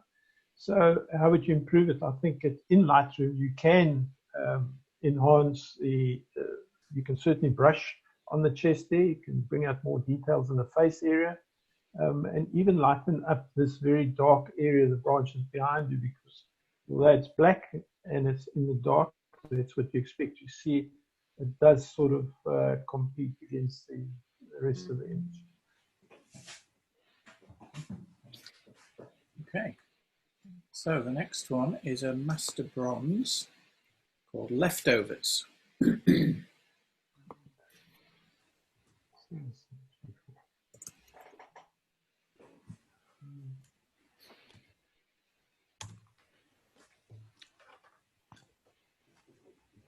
Gold. You, Joe? Ian Taylor. Yeah, I was just waiting for the name to come up. Yeah. Well, I don't feel kind of particularly competent to judge this kind of an image because you guys are so much better at this stuff than I will ever be. I mean, it's just a beautiful capture. I mean, you know, nature in red in tooth and claw. Wonderful. Yeah, I mean, I can't really say how I would improve it. I only gave it a 4 instead of a 5 because I guess it's a relatively static image. You know, it's not, but I mean, it's wonderful. The kind of ripped out carcass and the lion walking into the negative space on the left. I mean, everything's working. I mean, just look at the size of that paw. I mean, it's just phenomenal. Unbelievable. So the detail is lovely, and the separation on the background is lovely as well. So that little white tag down there, it just caught my eye. And again, you know, if you just cropped in just the other side of it, you could have lost that and stuff. But I mean, apart from that, yeah, it's a super imaging. Okay, so the next one is also a master bronze, and it's called Reflection.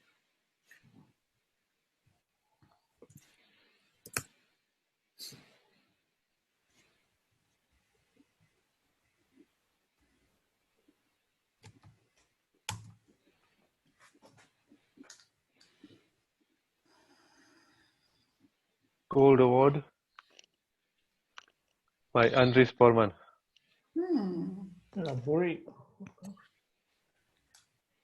Kathy? Oh, okay. Yes, I'm not sure by the title because you're not supposed to be influenced by the title, but it appears by the title that this is the actual reflection that occurred in the in the image, and that the authors photographed the reflection, because there's definitely no reflection below this bird unless you're talking about that little bit of lighter. So, but be it as it may, without the title, I will judge it as it is, and I just love it. I just love the flying. I love the fact that the eyes spin sharp. The exposure is very, very good. This, if anything, I would have loved to have seen it just a little bit sharper, and then it would have really scored well. If I can just chip in here, I just had a chat with Akash on WhatsApp.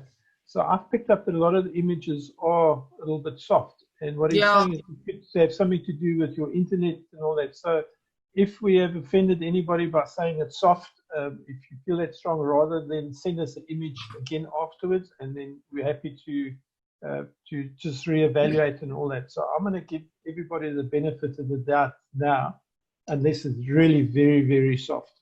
But so that's how we see it on the screen. Yeah, and I've not scored anybody down for softness as yet. But then I'm seeing these on my screen, and I'm showing the images straight onto my hard drive and in Lightroom. So I'm not seeing any softness from any of these images at the moment. Yeah, I have definitely got a slight appearance of softness. So thanks for that, Henry. I will not down score for softness. Okay. Thank you. All right, so the next one is a 4-star Leopard Yawn.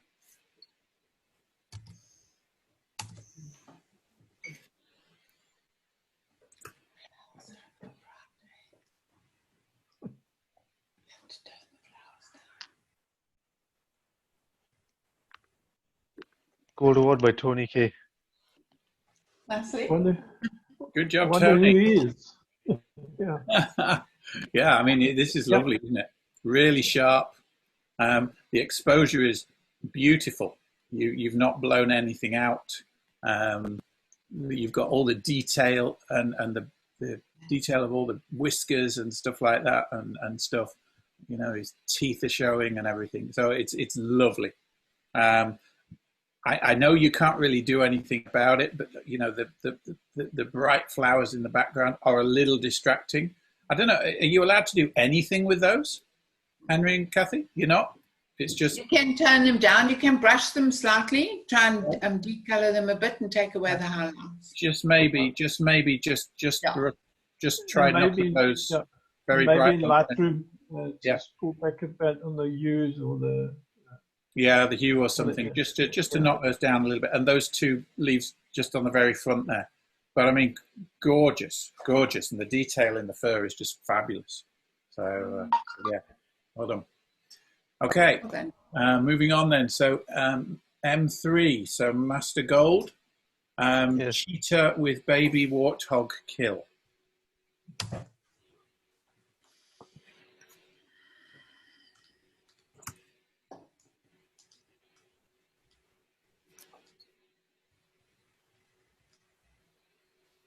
Gold Award by Kathy K. Thanks, guys. Henry, you better talk to us. Lovely one, Kathy. The storytelling in this one is actually fabulous. So why not a merit? Because that was my initial sort of feel, and maybe I was a little bit mean. So I don't know what the type of day, the lighting conditions were, but I get the opinion that it was maybe a little bit overcast. So very dark.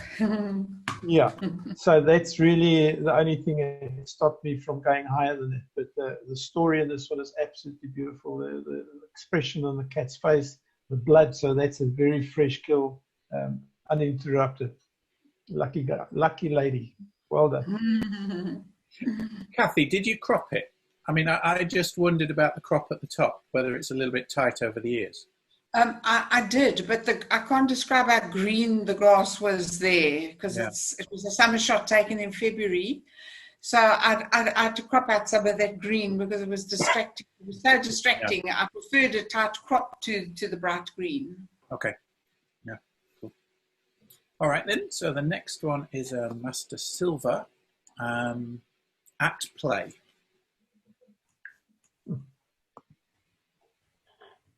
Oh,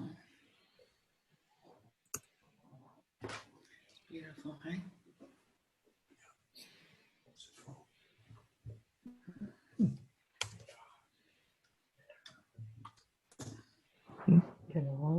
Gold Award by Jacques Salchop. Beautiful, Jacques. You're on, Kathy. Oh, it's the story. What we look for is the story every time, and the story here is just too wonderful. The connection between these two cheetahs is absolutely incredible.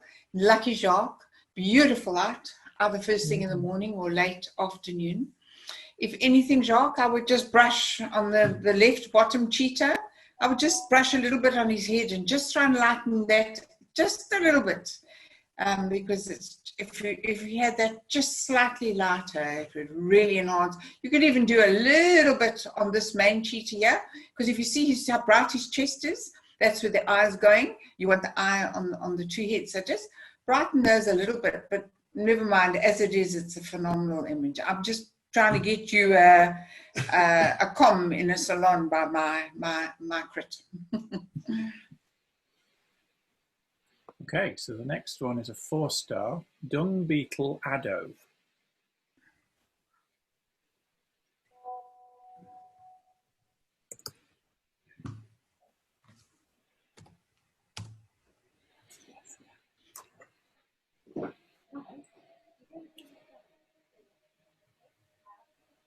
Gold Award by Mike Skellen. Joe. Was it me? Okay. Wow. Love it, Mike. I mean, it's almost, I don't know how big these dung beetles are. This is almost a macro shot though. fabulous detail. I love it, and I love the way that, you know, they're in sharp. You've got down really low, so you've allowed the distance between the dung beetle, especially the one on the top of the dung, you know, and the background is, so you've got great separation and stuff like that. And I mean, again, you know, Kathy was talking about story with the last one, and there's kind of the story here, isn't it? They're kind of talking to each other and they're interacting and all the rest of it. So really nice tones. I like the general toning of the shot, and I think it looks like you've done a little bit of a vignette just to move the eye into the center of frame. So that, yeah, very much it worked for me, this one. Super shot, Mike. Okay, the next one is a 1-star, Tasty.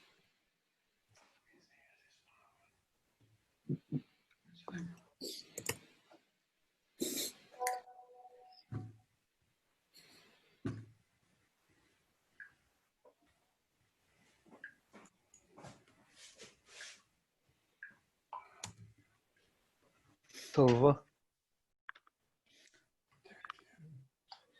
Yeah, it's a pity because I think that the exposure on this bird is really nice. How can you get it to the next star rating? I think if you could crop it in a portrait format, take some of the chest area, sorry, from the back, in the front of so on the left of the bird, put it in the portrait format there, get rid of most of the black of the back and all that, and then all of a sudden it will draw one's eye to the bird's face. And that's really where the interest is. If you just look at the eyelashes on the bird, the bill, the exposure on that is really nice. The background is also nice, but there's just too much of it. So the main center of interest, in my opinion, is the actual face and the red of the, what do they call it, the display area. And that's where one should draw one's attention to that by getting rid of all the extra stuff in the sides. Okay, super. The next one is Master Bronze. I Have Got You. Gotcha.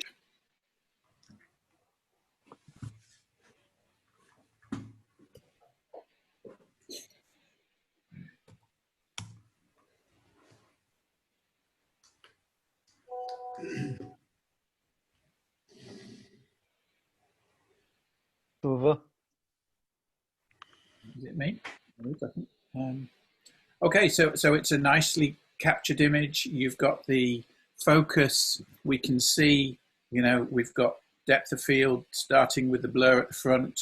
We've got the focus is through that plane where both the book are fighting or playing or whatever, and then it falls off to the background.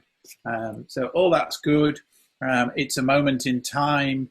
You know, you've frozen the action, so you've got an appropriately fast shutter speed. Why didn't I like it more? I can't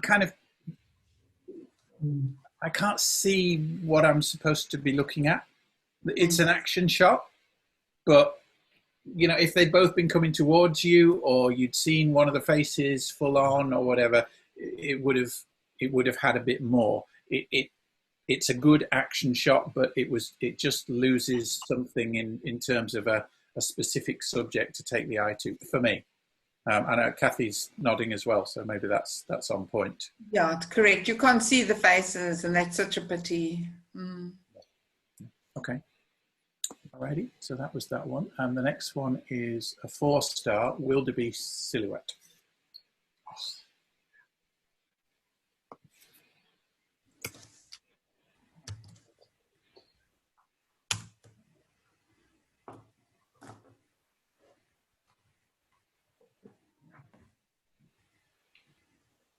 Kathy, you've got a funny thing going on there. Yeah. Well, you know what I mean. Ah, yeah. Okay. Merit award by Tony K. Well done, Tony. I couldn't judge Joe because no, I do. Yeah. Yeah, nice one. Nice image, Tony. The silhouette is really, really stunning. What I like particularly in this is that I like the subdued background where you can actually see the shape of the trees in that riverbed and all that. If there's any crit against this image, is that this very black bottom area is a little bit dark, and it's almost interfering with the image. If you just look where the animals on the left, right hand side and the back, the hooves are actually touching that area. And you would have liked to see in a little bit more detail. So maybe in Lightroom, see if you can just lift that a little bit and make it less obtrusive as it is right now. Great crop. Really good crop, Tony. Yep, absolutely. I'd put this on the wall. This is fabulous. Yeah. Tony's so excited he was out the room. Okay, the next one's a Master Bronze. The Dreamer Oh, that's the end of Nature Wildlife. Okay, so we're into pictorial. Okay. So we have 7 pictorials. So the Dreamer Hanging In, Master Bronze. I heard that.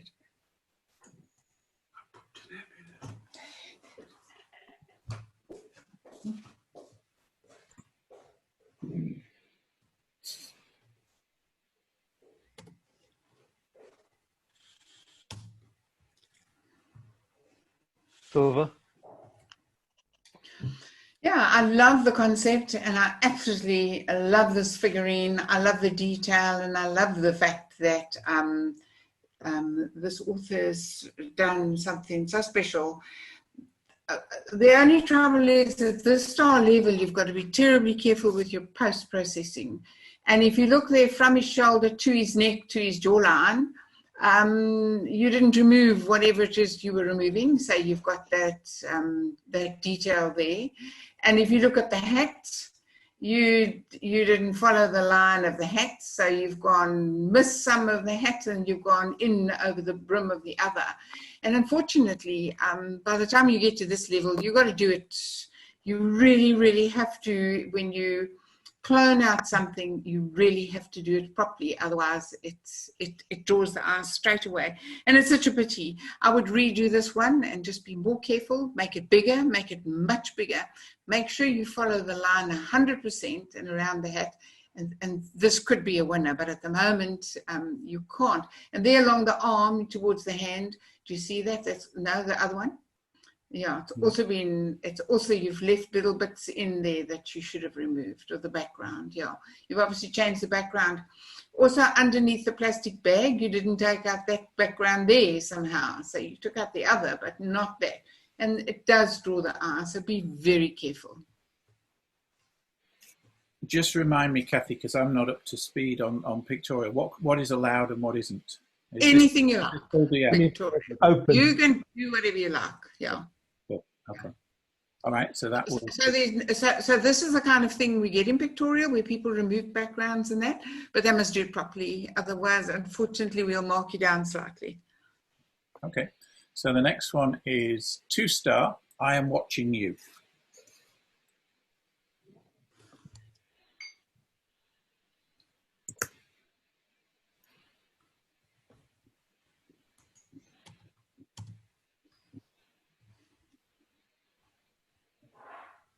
Gold Award by Julie Eisenberg. Hey, well done, Julie. Well done, Julie. Nice tight crop. That's what makes this image so different. And these piercing eyes with the eyebrows, the exposure may be a little bright on the white, but I don't find it overly so. Just the overall feel of the image is great. Nice focus on the eyes. That's the important part of it. Cracking. I like the eyes on the bottom third. That's very clever. Very well done. I found that one, that little whisker there, a tad distracting, Julie.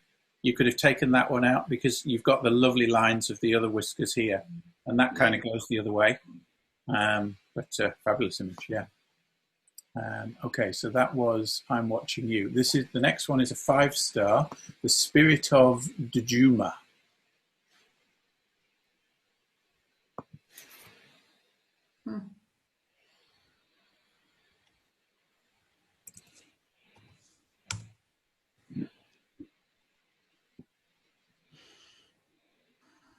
Silver. Yeah, how do you judge something like this? I mean, it's a lovely shot. I mean, the cat is beautiful, with lots of detail, and you know the opacity just bringing it in so that you can see the background through it. The tree in the middle is nice and sharp. If anything, I don't know whether you've dropped the tree onto the background or whether it's part of the background. It's almost like there's some slight haloing through the tree on the edges. I may or may not be seeing that correctly, but no. So I mean, it's a nice image. I don't really know whether it quite worked for me or not. I think the foreground here is slightly distracting through the bushes. I might have just cropped that a little higher and lost this brighter area in the foreground. But yeah, kind of, you know, a nice pictorial image. The next one is a Master Silver Bubble Fantasy HD.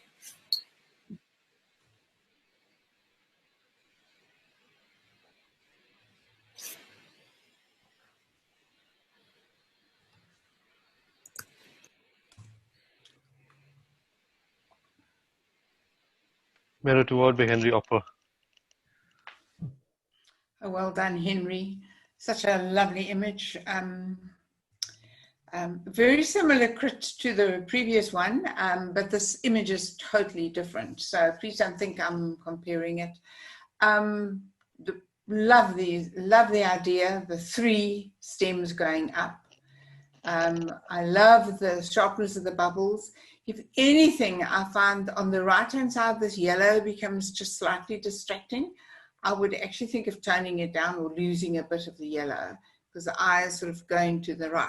And now I'm really being mean because you've got to mirror it, but I'm sure you want to enter this in salons, so go for it. It's a lovely, absolutely fantastic image. Yeah, it's great. Love it. Beautiful. I found this a little distracting as well. If you were going to be in that critical, you can see it. I don't know whether or whether it's a lot, but that kind of line there, if you just soften that off and disappeared it, that would help. So the next one is a Master Bronze White Orchid.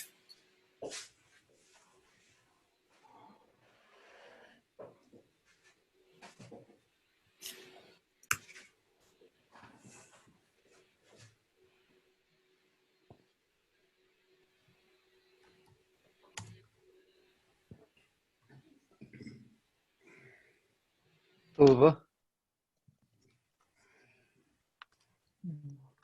Is it me? Or is it Henry? It's Henry. Yeah, it's me. So a couple of things I would do with this image. I find it a little bit uncomfortable with the leading coming from the top right. So I think if you turn this into maybe a portrait format, then it would be a far more pleasing one. But what I'm picking up now is that in the background, there's certain areas that the post-processing is really let the author down, which is unfortunate because the exposure on the actual plant and the flower is spot on. And those are the areas where I think you could work on.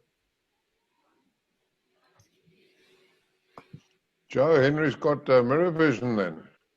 Yeah. What's that? You top right, but yeah. So yeah, you meant top left coming in, Henry. Yeah, sorry. Okay. Yeah. Maybe I'm being dyslexic sitting here. I think so. Yeah. Okay. Beautiful tones on it, though. Lovely. So the next one, this is 6 of 7 in pictorial, is a 5-star Negosi Museum.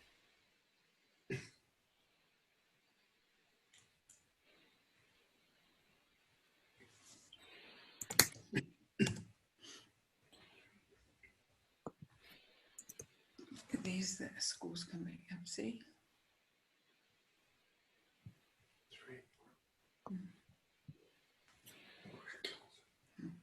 Silver.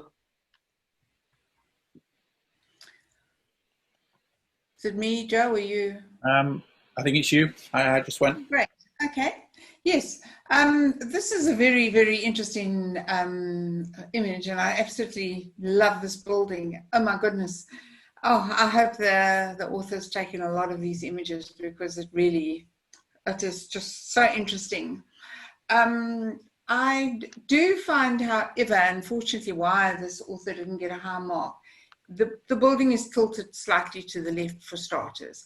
So you need to straighten it. It's quite easy to straighten it. That's number one. Must get this straight.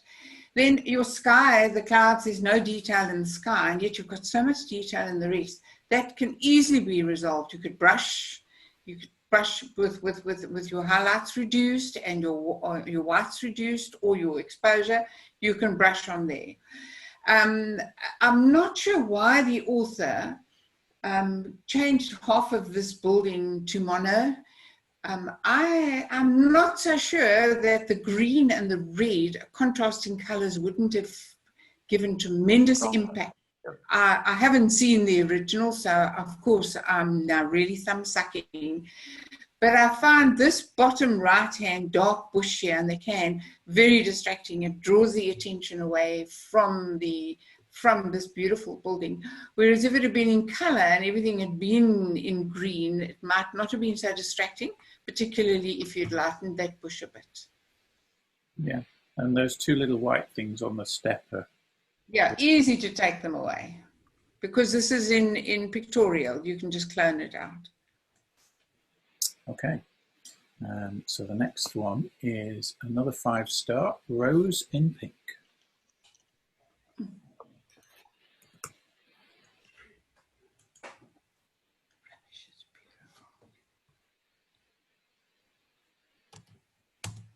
And I'm sorry, Kathy, because it was my go last time, so...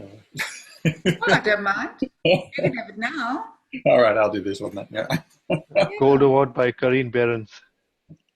Oh, Lovely, Karine. Yeah, super shot. Beautiful. Beautiful.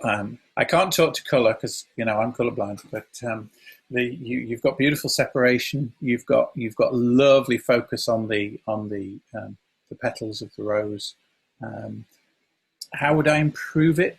I might give it a little bit more room to breathe. I think you've cropped in very tight, certainly at the top. I'd like to see maybe the space you've given here, add about that much more again to the top, just to give it that room to breathe. But you've controlled the highlights beautifully. The toning is fantastic, and the focus is lovely as well. So that was a lovely image. I know you're colorblind, Joe, but I just want to say this background blends in so magnificently with the colors of the rose. That's what makes this image really beautiful. Beautiful blending. Gorgeous. Okay, that is pictorial. We have one shot under photojournalism, which is a master bronze house on fire.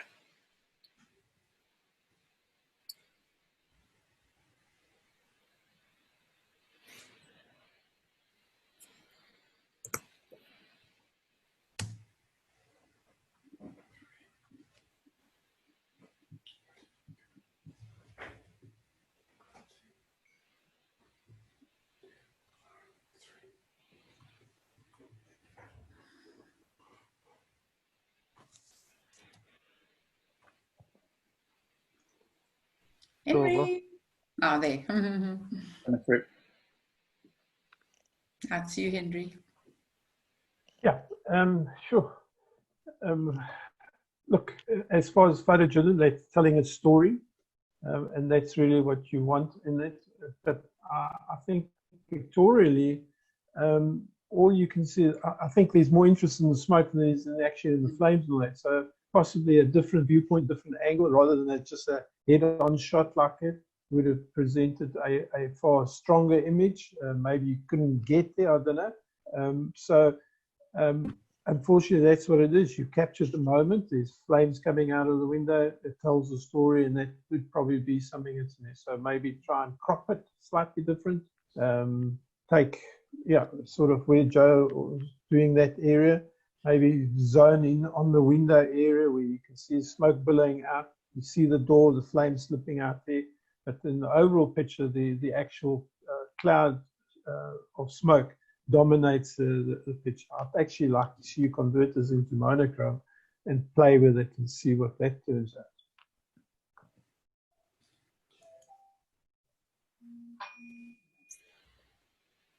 Okay. That was House on Fire photojournalism. So we're now going into portraits.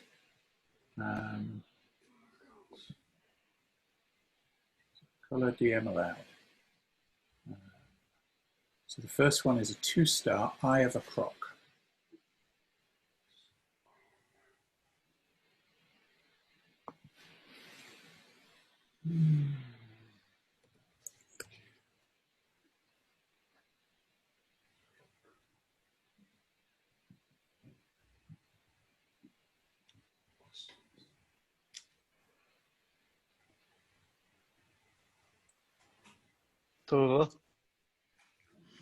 Yes, I love the fact that the author has got in so close with this image. We especially love to see it in our 1 and 2 stars, where they really thinking about an image and moving in and realizing that the focal point on this croc is the eye.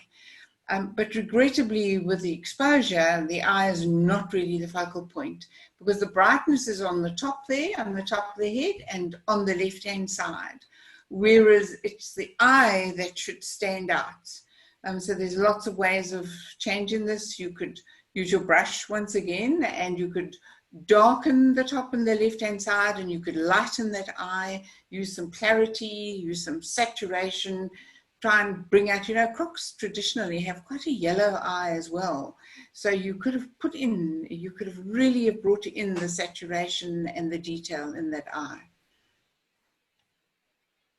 What about the corners, Kathy?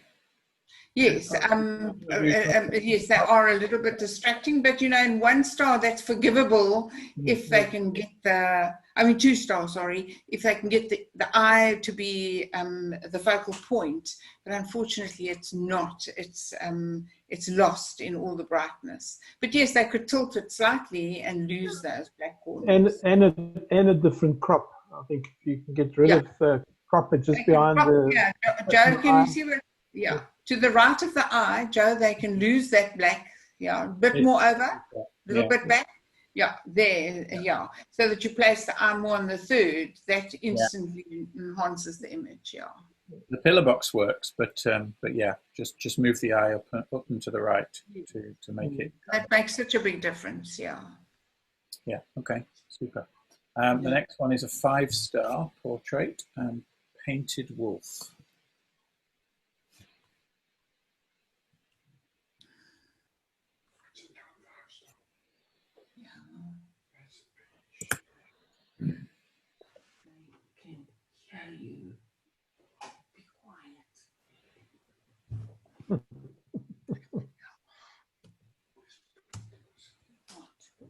Over.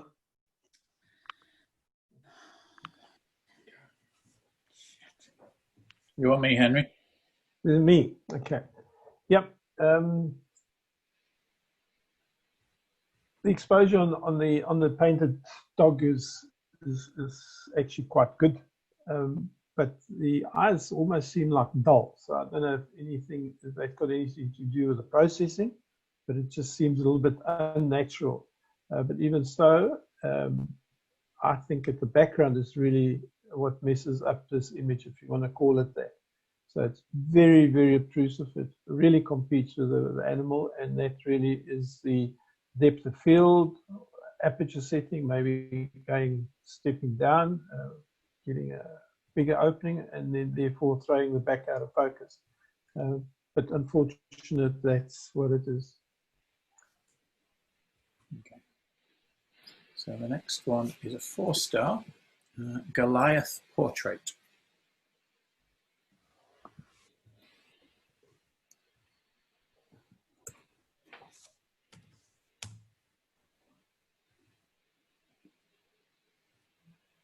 Photo what by Michelle Pearson.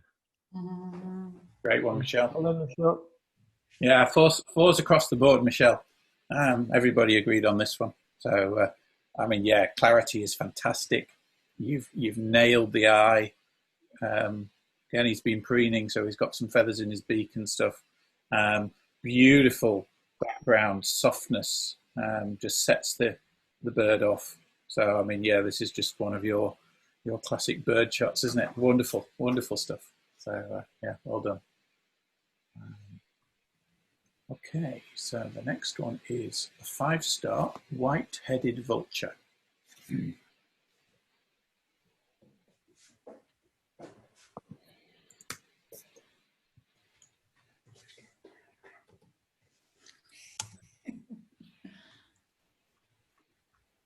Over. Yes, I like the exposure on this white-headed vulture. Very difficult because you've got the very dark feathers here in the bottom left, and then you've got the white feathers in the top. So, wow, this is not easy. But the author has got the eye pin sharp. Unfortunately, why you didn't get a higher mark, because at this level, your composition is paramount. This should have been in a landscape crop. If you could lose some of the bottom of the shoulder of this bird and you could give him more space to look into. It's a terribly tight crop against the beak, and when they're looking somewhere, you've got to leave space for where the eye is looking. So you have to add at least another third of your top width onto there for the eye to look into, and then take off a third at the bottom, and this will change this image dramatically. Would you work the eye more, Kathy? Yes, you could do. Yes, you could use the Iris Enhance in Lightroom and work on it a bit. And I would pull back more on the highlights so that you would, or brush these very big whites on the bird itself. But you could leave all that out if you change the crop. You're doing what you suggest will just make it into a really superb image. Okay, well, that's the end of portrait. But Tony says he shouldn't call it white-headed vulture, you should call it Donald Trump. That'll get it thrown out of any style.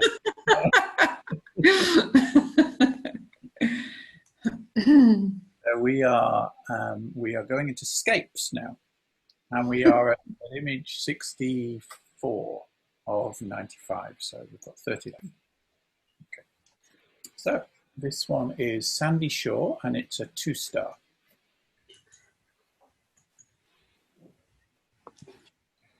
Mm-mm.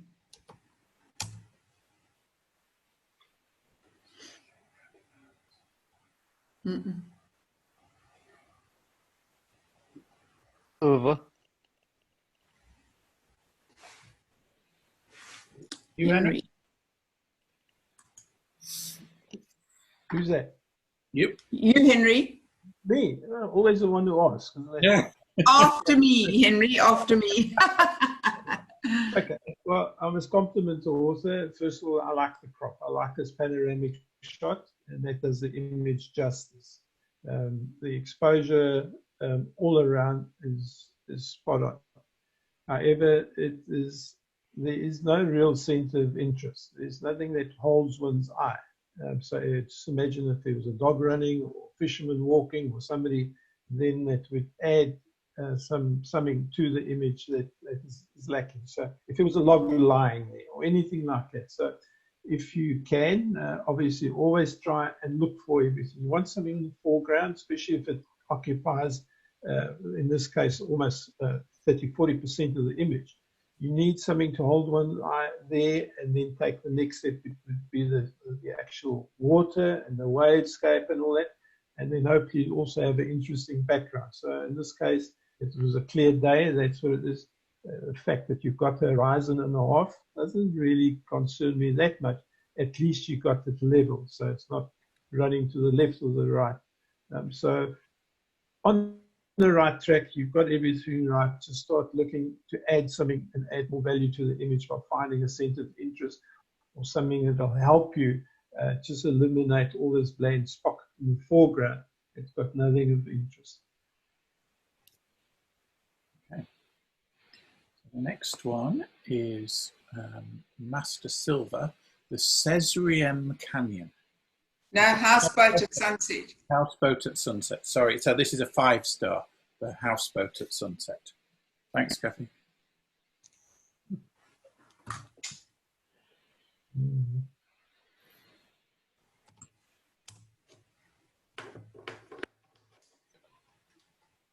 Go to what by Rona South Shop. Fabulous, Rona. What does it mean? It's just one of those beautiful, peaceful images, isn't it? And like Penny just whispered in my ear, "Look at that sky." Yeah, it's a sky to die for. The colours and stuff. Yeah. How would you improve it? I'm not sure. I suppose the houseboat is relatively small in frame, so I don't know. I might have lost a little bit of the foreground, and maybe one of these bushes on the right or whatever, and come in a bit. But then, you know, if you'd cropped, then you would have lost this lovely cloud formation here. So, you know, that's maybe what you were looking to keep. But again, I would maybe have just lost a little bit of the river, and that would have given you a wider format panoramic view, and it would have just made this a little bit bigger in frame. But it's a lovely shot. I kind of, you almost wish you were there, don't you? So, a lot of impact. Yeah. So M2, so Master Silver, the Cesarium Canyon.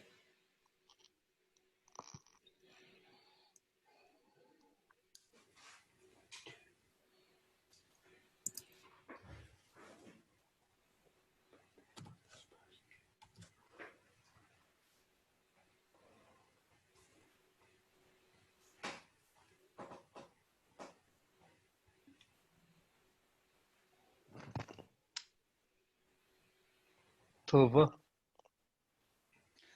Yes, this is the most interesting image. One could almost say when looking at it, it appears to be over-processed.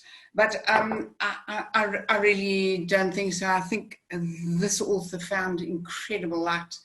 And what I like about this image is the lead-in, this dark crevice that leads through the rocks. And then the eye goes to the right towards those mountains or hills in the background. And then, of course, the beautiful sky. Perhaps if the author just left out a little bit at the bottom, it seemed to be a little bit bottom heavy, possibly. If you'd cropped out a little bit of the bottom, you would have had, and I wish it'd been a bit more sky, because the sky is beautiful. But just a little bit off the bottom would have added more value and taken the eye more quickly to the sky. Okay, so that was M2. So the next one is Master Bronze, Colourful Sky and Rocks. I wish it was.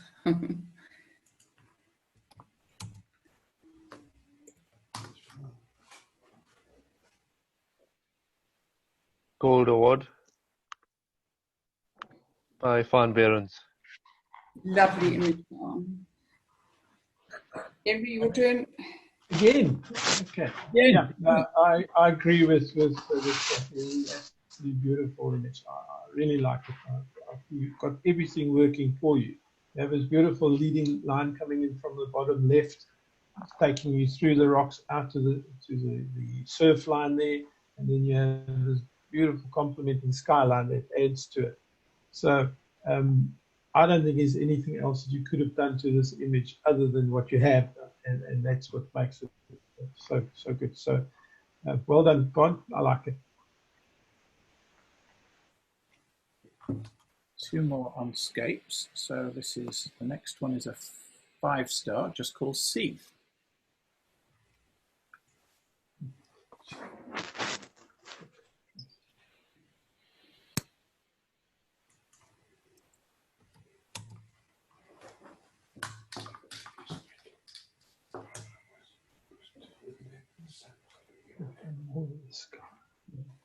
Silver. Okay, it's tough when this comes after the one before it, but I think it's a kind of good learning experience as well. I think this one's a little weaker than the previous one because it doesn't have the leading lines. The colours are not quite as pronounced in this one. And there's not really anywhere for the eye to rest here. We've got stuff coming in from the right with the rocks on the right and the left. There's a big expanse in the middle. There's some colour in the sky with the reflection, you know, in the foreground, but the colours are not really brought out particularly, and the sky doesn't have a huge amount of detail. So there's just less interest overall in this shot. Now, what you have done well is you've gone for the pillbox crop, which accentuates the width of the shot. But I don't know, most of the action for me is on the right-hand side of this shot. So, you know, if I was trying different things with this shot, I might try a crop that maybe just pulled in those rocks and the sky colouring here and stuff like that. So I think you did well with less to work with than the previous image. Alrighty, so that one was C. So the last one on scapes is a 1-star, ocean rocks at sunrise.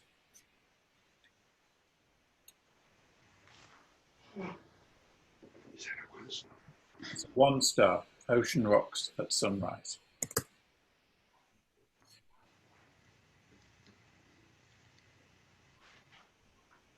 Over. Well done. I just love the fact that this author has noticed the beautiful texture and details in these rocks and decided this was going to be the photograph. So well done.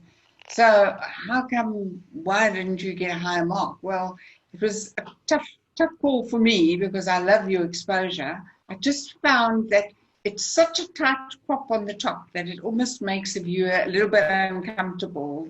It's like you're in this coffin and you want to push the lid off you. So a little bit more space on the top there, and maybe you could have lost a little bit on the bottom. You would still have had this beautiful detail, but you need just a little bit of something. So you either crop out the sky completely and the sea and just have a study of rocks, or if you are going to include your sky, remember, have a little bit more of the sky.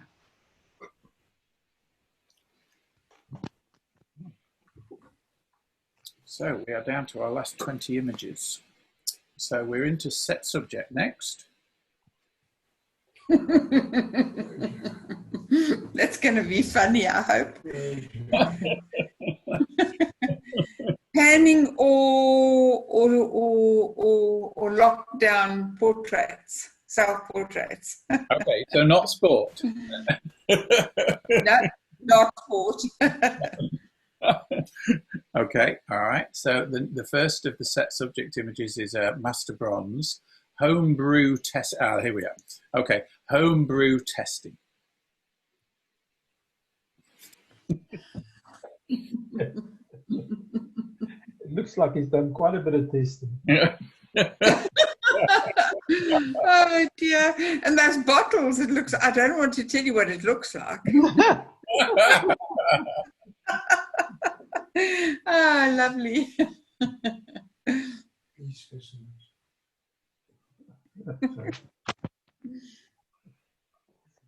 Yeah.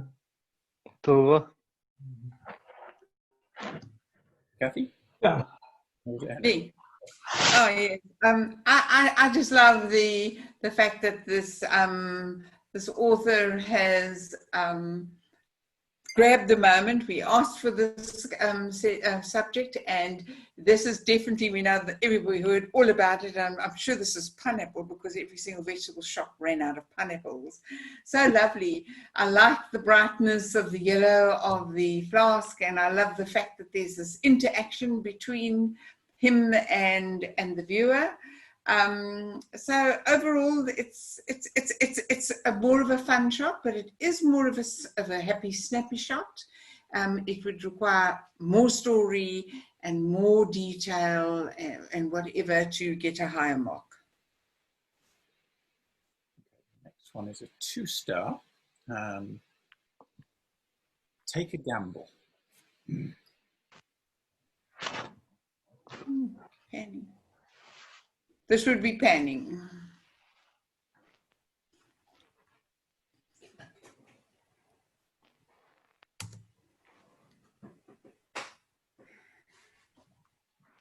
Silver. Well, quite an interesting take on this the subject, and I like the way the author tried to convey the movement and the panning, and I think he succeeded on it. But I would have liked to have seen summing shot, just one of the dice having more detail on it, and that would place it correctly, coming from the left to the right. A lot of space leading. So although it's almost like a bullseye shot as far as the dice are concerned, I think it works that you have enough space to move in. And the interest is the actual blurred effect, the streak from behind. But just a little bit of sharpness, in my opinion, would have enhanced it greatly. I think if you'd have changed the tones a bit and brought some of the white tones out more, that would have worked. Now, if you're going to leave it as it is, again, take the stroke color of the external kind of border on this image and just pick out one of these kind of grays rather than the white, because it's a bit intrusive.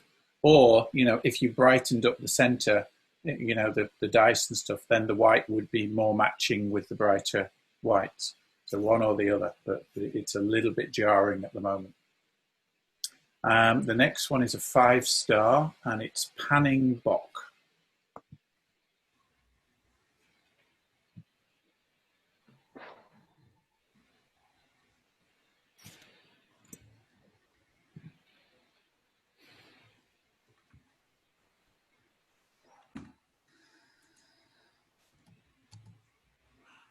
Silver.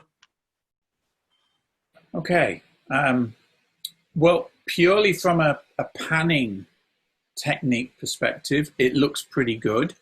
The eye is nice and sharp. The bock is nice and sharp. And we've got a little bit of kind of background movement showing that there is panning going on. And this bock is being tracked. It's not the most flattering pose for the bock. I mean, you've caught it in movement and stuff like that, but you know, it would be more attractive, I think, if maybe the back legs had been extended a bit further and stuff like that. I'm finding the crop is a bit distracting. There's a lot of room in the foreground and there's a lot of negative space. I would maybe have, you know, taken a line down here and then maybe a line halfway up below the box and just given him some room to run into, but a little less. And this is distracting in the background. I mean, there's not much you can do about that. You know, this is a grab shot, isn't it? When you're panning like this.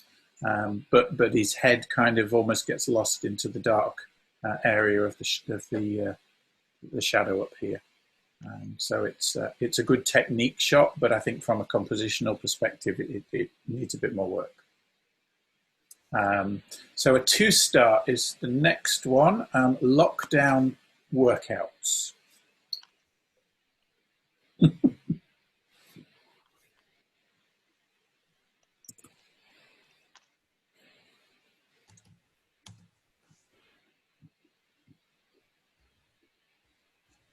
Gold Award by Julie Eisenberg.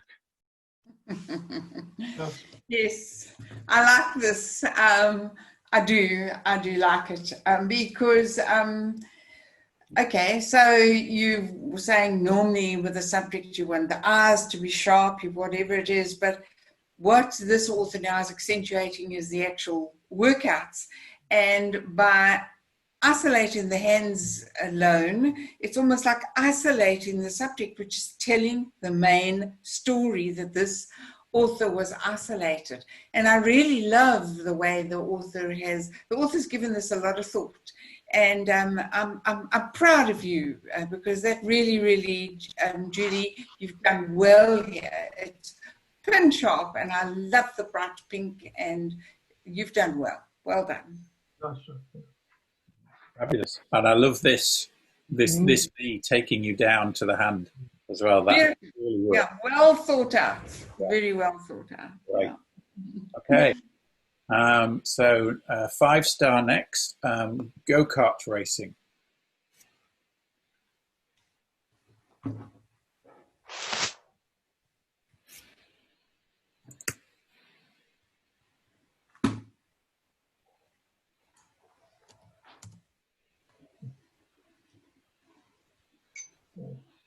Gold award by Sugur.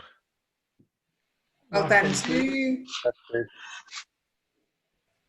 Is it you, Henry, or is it me? Yeah. Well, I think it also managed to capture the movement nicely here. Perfect painting technique. Probably around about 80th of a second, I would imagine. If you want, just some advice, if you want to get more of a blurred effect, you would need to go around to about 50, 30 at the time. And that then requires extra consideration when you use it. So, but when you do get it right at those lower shutter speeds, then you'll get that background completely blurred. Now there's still some detail in there. So it's not a criticism, it's just some advice that if you're going to try and do some more of the panning shots, start playing around with your f-stop and just, with your speed and get it down to around about the 50th and all that, then you'll see the big difference that it will make. But as it is, well done. This would be a salon image. Yeah. A 15th or a half a second later, when his head comes around and he's looking at you, as he comes around towards you a little bit more on that bend, if you got him looking at you and you were doing that, you got the panning as well, this would be a cracking shot that would get you salon entries. So the next one is a 4-star outdoor self-portrait.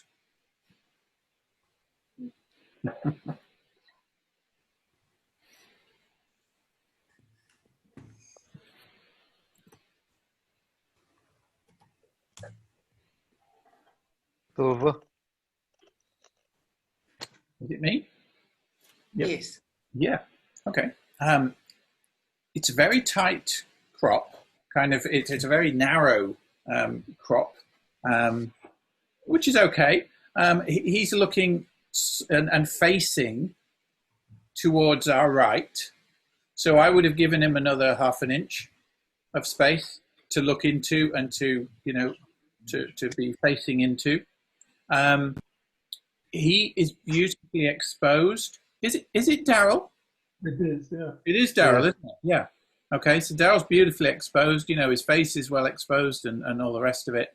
The sky's a tad right behind him, but there's not a lot you can do about that with a single exposure. And what are we on set subject? So could you have done a bit of DM on this? Yeah. And just drop the background a little bit. The background is very bright and it kind of distracts the eye a little bit. So yeah, that might have been nice. But I mean, good focus, good separation. Yeah, I think compositionally, it just needed a little bit more on the right-hand side for him to look into.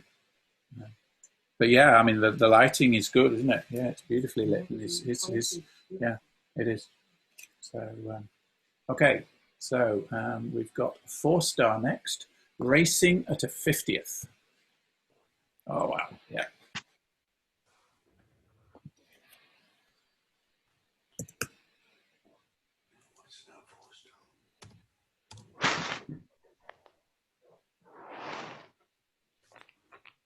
Gold award by Michelle Pearson. Well, Michelle, all I can say is well done. I really like this image. What I like, first of all, is that you can actually, even though in shadow, I can see the face. That's really hard in these kinds of sport photos. And if they do, they're winners. These are ones that the newspapers normally will choose as the ones with the face. You can see the movement in the wheels, so you've nailed that. And the background, wow, it's enviable how you've got the panning there, this beautiful background. So well done. Fabulous shot. Okay, the next one is a 5-star, and it's called Landscape in a Pan.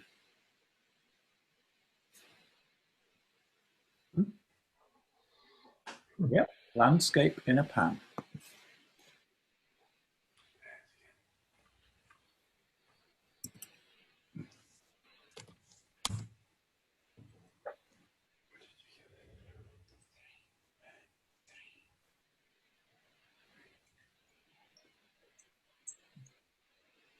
Over. Is it me or is it Henry? It's Henry, isn't it? Mr. Apple. Yeah, Mr. Apple. Okay. All right. Well, lovely colors in this image, and the painting of the ocean there work together. So I think with the author, I assume, unless it is a composite, that they were following the birds, and those are nice and sharp, and thereby you've got the actual blurred scape in the bottom. However, I think maybe the birds are too high. It's almost like too far removed from where you would want it to be. So if those were like on the third, on the right hand side, the upper third and all that, then intersection, then it would have been a stronger image. But lovely colors. Okay. Next one is a 3-star, Panning Wild Dog.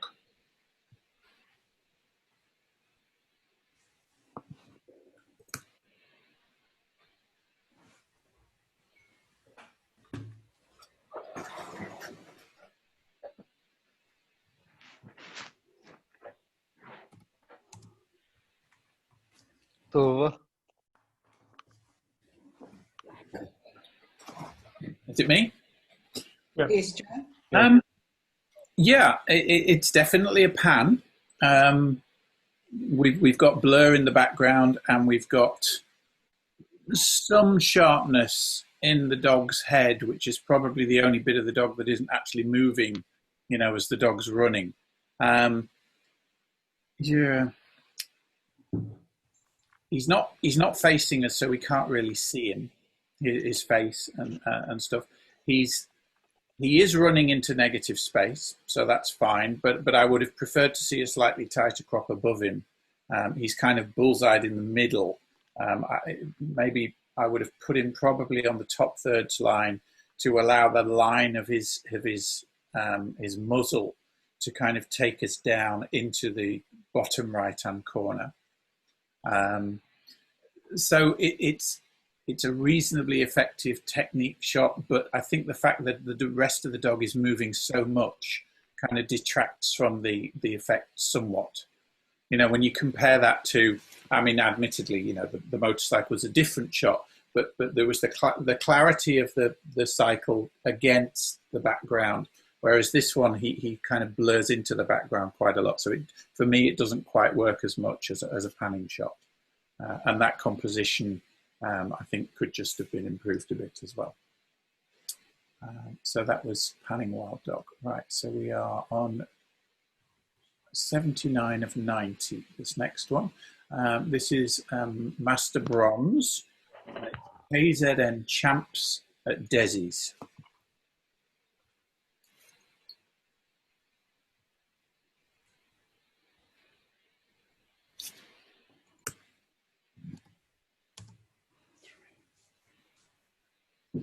Award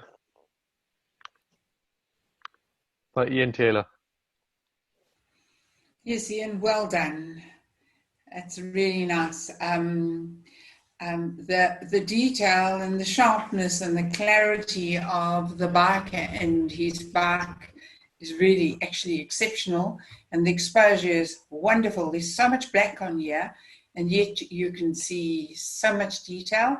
I love the way you've got the movement in the wheels. I would just have on the left hand, slightly to the top, those blue sort of like squares there, I would have worked with those because you can manipulate in planning, and the eyes going there, just get rid of those, and this you'll just find it just makes a big difference. Look at that though, that's 160th of a second, and you've still got that difference in the background and the foreground. That bike must have been moving. Yeah. Great job, Ian. Okay, so we have a 4-star next, Red M Track.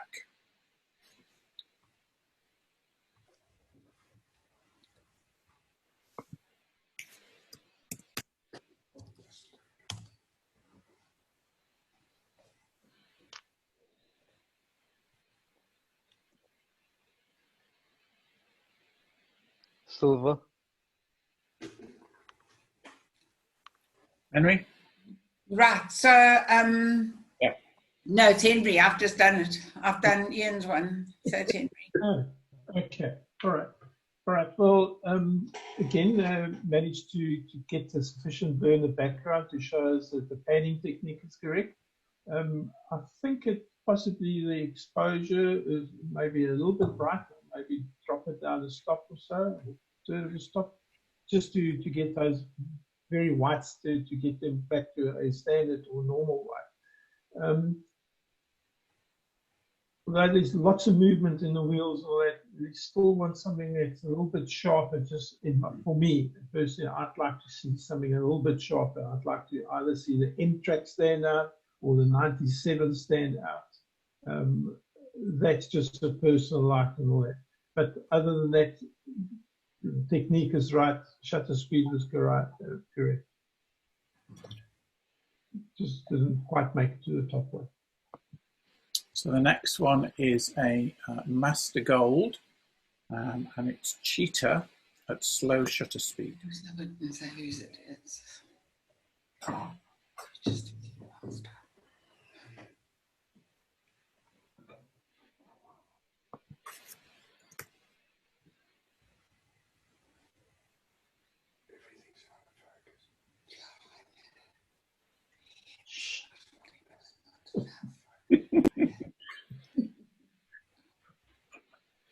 Silver. Joe? Okay. Oh my goodness. I'm always terrified when I'm asked to judge a Master Gold image. To me, it's not sharp enough.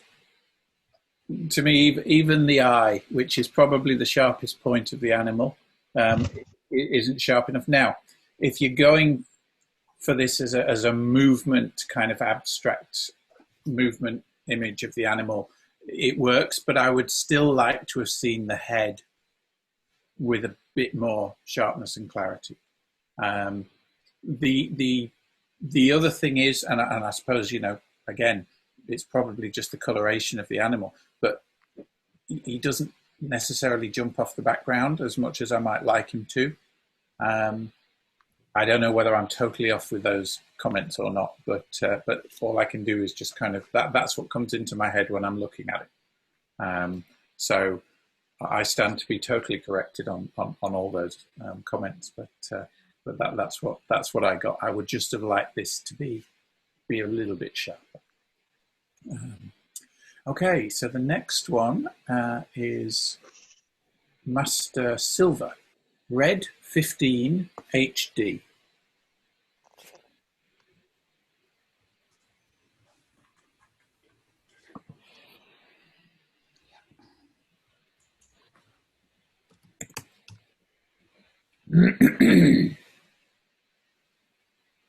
Silver.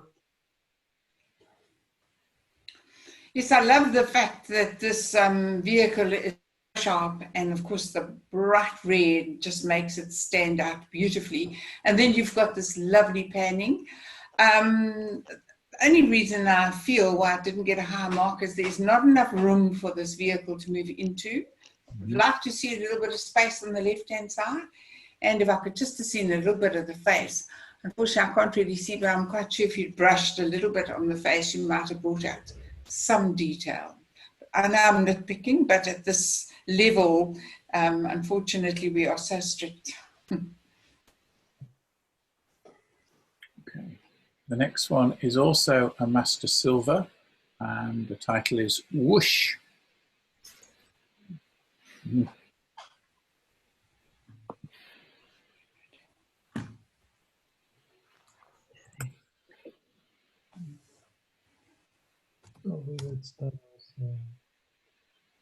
Gold Award by Jacques Shop. Lovely.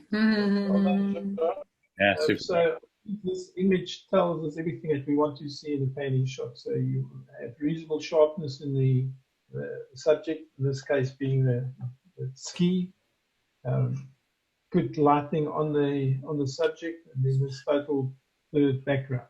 So whether it was done in Photoshop or actual painting like it doesn't really matter. That's what it gives you, the painting effect, and that's what's important. Well done. Lovely colors, like this one. Okay. The next one is a 1-star shot, bubble bath. Lockdown. This is panning, is it? Oh, wait.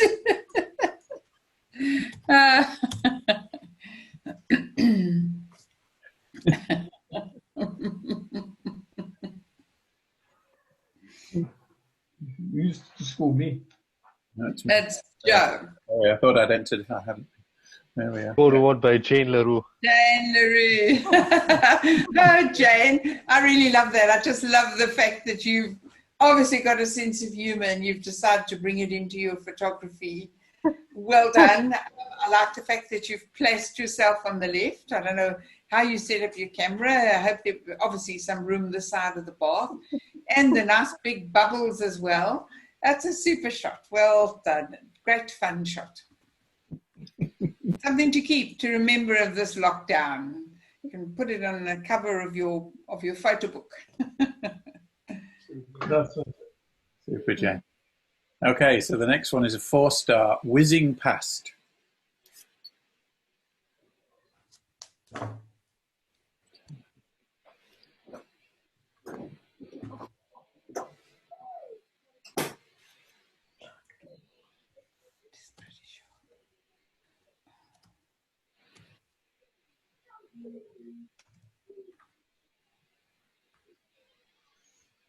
Photo one by Mike Skellen.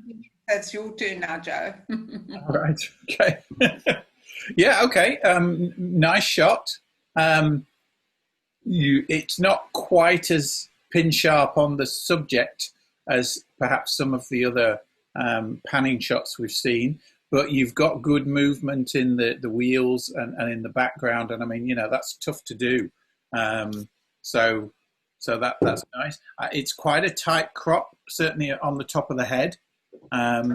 So I don't know, I might have given just a little bit more space on the top of the head, but again, the composition is good moving into the empty space and stuff like that. So I think just that little bit more sharpness in the body and the bike that wasn't moving. It's just a little bit soft. So the panning technique would have just sharpened that up just a little bit for me. Okay, so another 4-star, Corona lockdown self-portrait.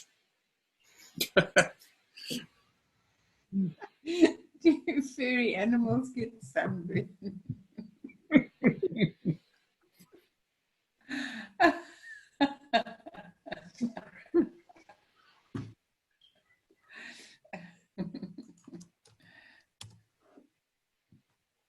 Over. Yeah, such a pity. I love the story, and I love all the items that you've got, and the booze and the barefoot and everything else. Well done. You could just have cropped on the top here, because all this white up here draws the eye away and away from the story, because this is your story, the foot and the booze and the pencils and that. So just crop off the top there a little bit and a little bit on the right, and then you've got a superb image. You'd have chopped Mike's head off though, wouldn't you? Yeah. Be careful, Mike.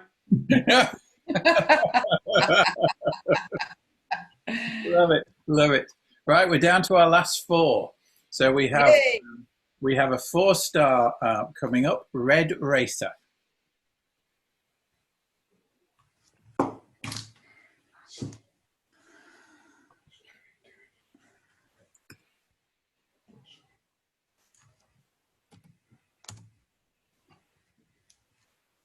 Over.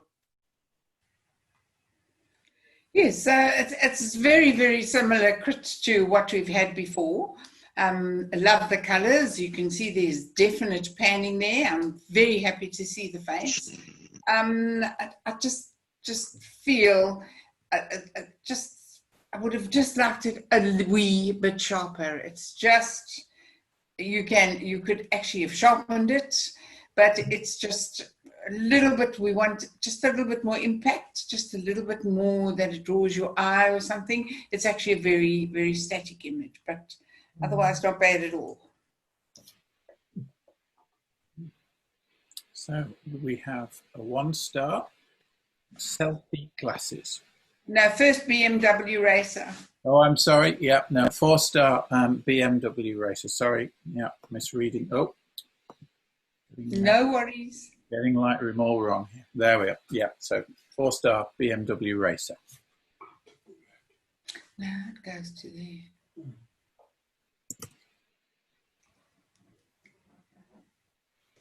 That's definitely sharper.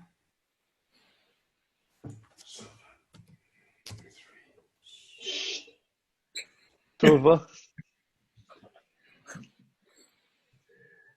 All right. Well, I think again the same story applies to the previous one. So yes, it's moving fast and you're following it, but it should still I still would want to see something sharp in there. So some judges would prefer to see everything sharp on the image or on the subject. To me, I want to see something sharp that is what would hold your eye. So again, it's just technique and that needs to be perfected, and it takes a while, but keep on going. You're almost there. So the last but one image for tonight is a 1-star selfie glasses.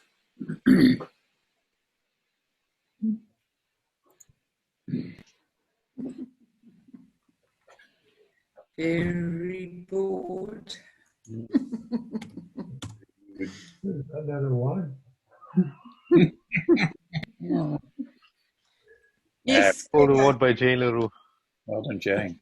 Jean? Who, Jane? Jane? Clever, clever, clever. I really like this image because you've captured the eye between the glasses, and then you managed to get the eye on those 2 glasses, and that makes the composition very strong.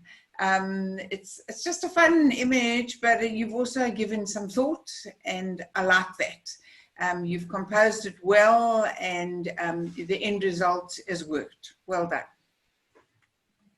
Well done, Jane. Yeah, I would work this a bit more, Jane. I would just play with this a little bit more. I'd lose. Is this your hand at the bottom of the glass on the left? I don't know. I would take this out. I would just crop that hand out because that's slightly distracting, and that will make that a stronger image. And you could try that in a salon. That because it's interesting enough and it's an impact image. Yeah. So put a border not too wide, but so that one can see where it starts and ends. Wouldn't you agree? Yeah, and just tidy that glass up so that just take that edge. That glass must be tidied up in the hand. Yeah. But try it because I think that could do quite well in a salon. The composition's very good. Yeah. And the last one of the night is a 1-star isolation selfie.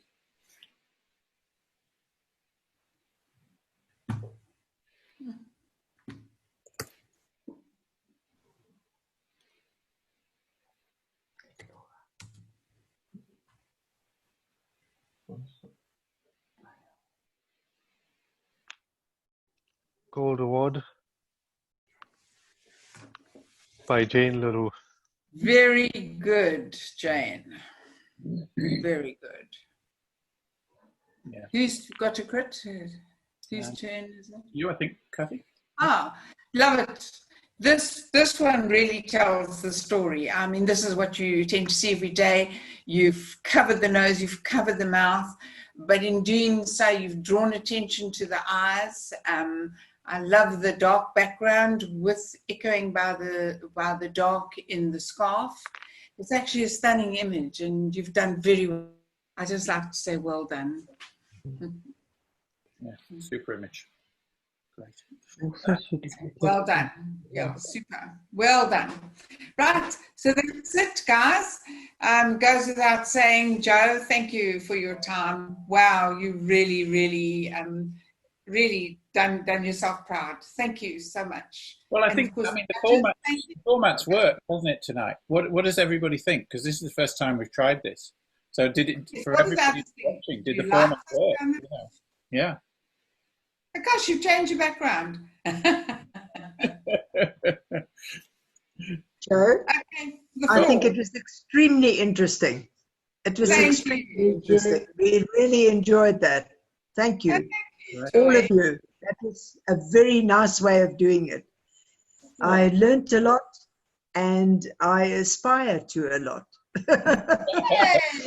And don't just yeah. Thank you, everybody. Yes, very good. Joe, just once again, all the effort you put in is fantastic, and everyone else. And Henry, I promise you I'll whisper quieter. We're going to gag you next time. Yes, you know what, eh? I've got lots of duct tape. Yeah, just like a flippin' ducktail. Anybody else got any comments? I was saying to Pen earlier on, though, it's just so lovely to see everyone and hear everyone. You guys, I tell you, I've missed you all, and it's just lovely. Yeah, it's really cool. We get a few more in. Well, we need to get the Hattons to start entering images again. Well, yeah. So we're going to meet again in 2 weeks' time. Yeah. And in 2 weeks' time, we're going to have a workshop. We're going to Lightroom editing workshop. So we're going to do a Lightroom tutorial. Is that correct, Joe? So, I mean, if Akash and Kathy, if you send something out to all the club members and suggest that they all send in, say one image, just send me in a raw file, okay? And what I'll do is I'll process that raw file up as I would process it, yeah? And then maybe we can, have a discussion and we can see, whether you agree with how I processed it or whatever. I'm doing this as a talk now for clubs in the UK and Ireland. So what I'm asking people to do is send in a processed image and then send in the same image, the original raw file. And we put them into 2 separate folders, okay? So you kind of name them the same thing, but we put them into a processed folder and an unprocessed folder. And I'll load the unprocessed folder up into Lightroom, and I'll process the raw files as I would do them. And then we go and have a look for that raw file in the processed folder. So you get to see, if you like, my edit with the edit that you did. And now we can do a compare and contrast of 2 different eyes on the same image and stuff like that. And it tends to work, make quite for an interesting evening. So let's see how it goes. Yeah, and will people be able to ask questions? Oh, absolutely. Yeah. So we can leave the mics open and we can have discussion like we've done tonight, as well. So yeah, make it as interactive as we can. Yeah, because you might do something in a stage where somebody might not understand what you've done. Yeah, so people can ask the question and say, "Can you do that again?" Or how did you do that? Or, "Oh yeah, let's make it a nice interactive learning kind of evening." Yeah. Yeah, because we've got high hopes with our members. Just to brag a bit, I got an email from Jeff Felden, who's the director of KwaZulu-Natal for PSSA, and PSSA said to list of the top clubs in the salon acceptances. And our little club is first in KwaZulu-Natal. I mean, we're 10th overall in the whole country, which in itself is just mind-blowing, because I don't have to tell you how strong these clubs are. And then we first in KwaZulu-Natal, we've got like 25 active members, and they've got a waiting list and 100 active members. I mean, it's fantastic. So well done, guys. And this Lightroom that we're going to do now will aid our members even more, so that if you process your images properly, you've got a much better chance of getting an acceptance in a salon. Yeah. I remember sitting down with Tony when we were down last time, and we were at Kathy and Tony's, and we looked at some images, and Tony was just about to delete all these images. He said, "Oh no, these are rubbish. Kind of throw them away." Yeah, but you know, a little bit of processing in Lightroom, and it's amazing what you can bring back. So yeah. And that image of yours, Tony, of the wildebeest earlier on, that was my shot of the night. That was just a fabulous image. I love that image. How's that? Joe, we're going to have to fly you back out here again. Yeah, we need you. Yeah, that would be great. Yeah, well. That's for the family. And any other member, do you want to add something? Anybody who is like Joan or somebody, does anybody want to ask a question or add something before we sign off? Kathy, can I say something? Of course. Can you hear me? Yes. I just want to say thank you very much to all of you, to Joe, Akash, you, Henry, for putting this whole thing together so very professionally and so very entertainingly, and as Toy said, so very informatively. There is something special about being able to sit at your own desk and become intimate through this experience with so many people. It's almost as though one gets closer to the pictures and closer to the comments doing it this way, that it's a very refreshing experience, and a great note of thanks from both Rona and me to all of you for the obvious effort that you have made to make this thing so professional. We look forward to the next one. Thanks, Jack. Thanks, Jacques. I'm sure everybody agrees it's a pleasure. Thank you. Yeah, there's a lot of bad things down. There's a lot of bad things about this, but this is one of the good things that we get this opportunity. And I mean, the other thing is this session was recorded, so everything that we've kind of discussed and we've shown on screen. Okay, I'll cut this into a video, and then I'll send it down to Akash and Kathy and Henry, so we can make the video of the evening available to all the members as well, so that they can watch it again as a learning if they want to. And we'll do the same for the editing sessions. So you'll end up then over time with a set of videos of, you know, both comments and also editing, processing, kind of tutorials, if you like, which will become a good resource, you know, so that'll be I can load it on our YouTube channel. That's right, put it on the YouTube channel or whatever, stick it on a memory stick and, you know, copy it around to people when you get together again or whatever. Yeah. Well, it's really nice for the members, and they always be able to go back and review what was actually said and what were the comments, and how can I apply that to the next image. Yeah. Fabulous idea. I think this is going to do our club very, very proud at the end of the day. We're going to have lots to learn from there. And if anything, our weak point has always been, I think, from a club point of view, our open category. We are untouchable, I believe, when it comes to nature, landscapes, all that. There's very few clubs that can really compete with us. But where they do have the upper hand on this, that they're all very proficient with Lightroom, with Photoshop, and that's the skills that we lack as a small club. And I think these steps that we've taken now is just going to lift the bar for us to the next step. And I find that just a sort of that's so exciting. Yeah, cool. And I mean, you know, I mentioned to Kathy and Henry about the club that we're in here, Palmerstown and stuff, and maybe doing some kind of interclub or whatever. And they're very interested in that. So the committee are having a chat about that. So we'll get that fixed up as well. You know, where we have maybe a little interclub competition or whatever, and submit photos from each club and have some common judging or whatever one night, because they meet at well, actually they started half an hour ago, so we've run over into the local club night here tonight, but actually it was our first time, so it took a little while tonight, but I thoroughly enjoyed it. Penny's been sitting here next to me, listening and watching, so there we are. Popping in and out of bits and pieces. It's lovely to see you all. So lovely. Thank you so much, guys.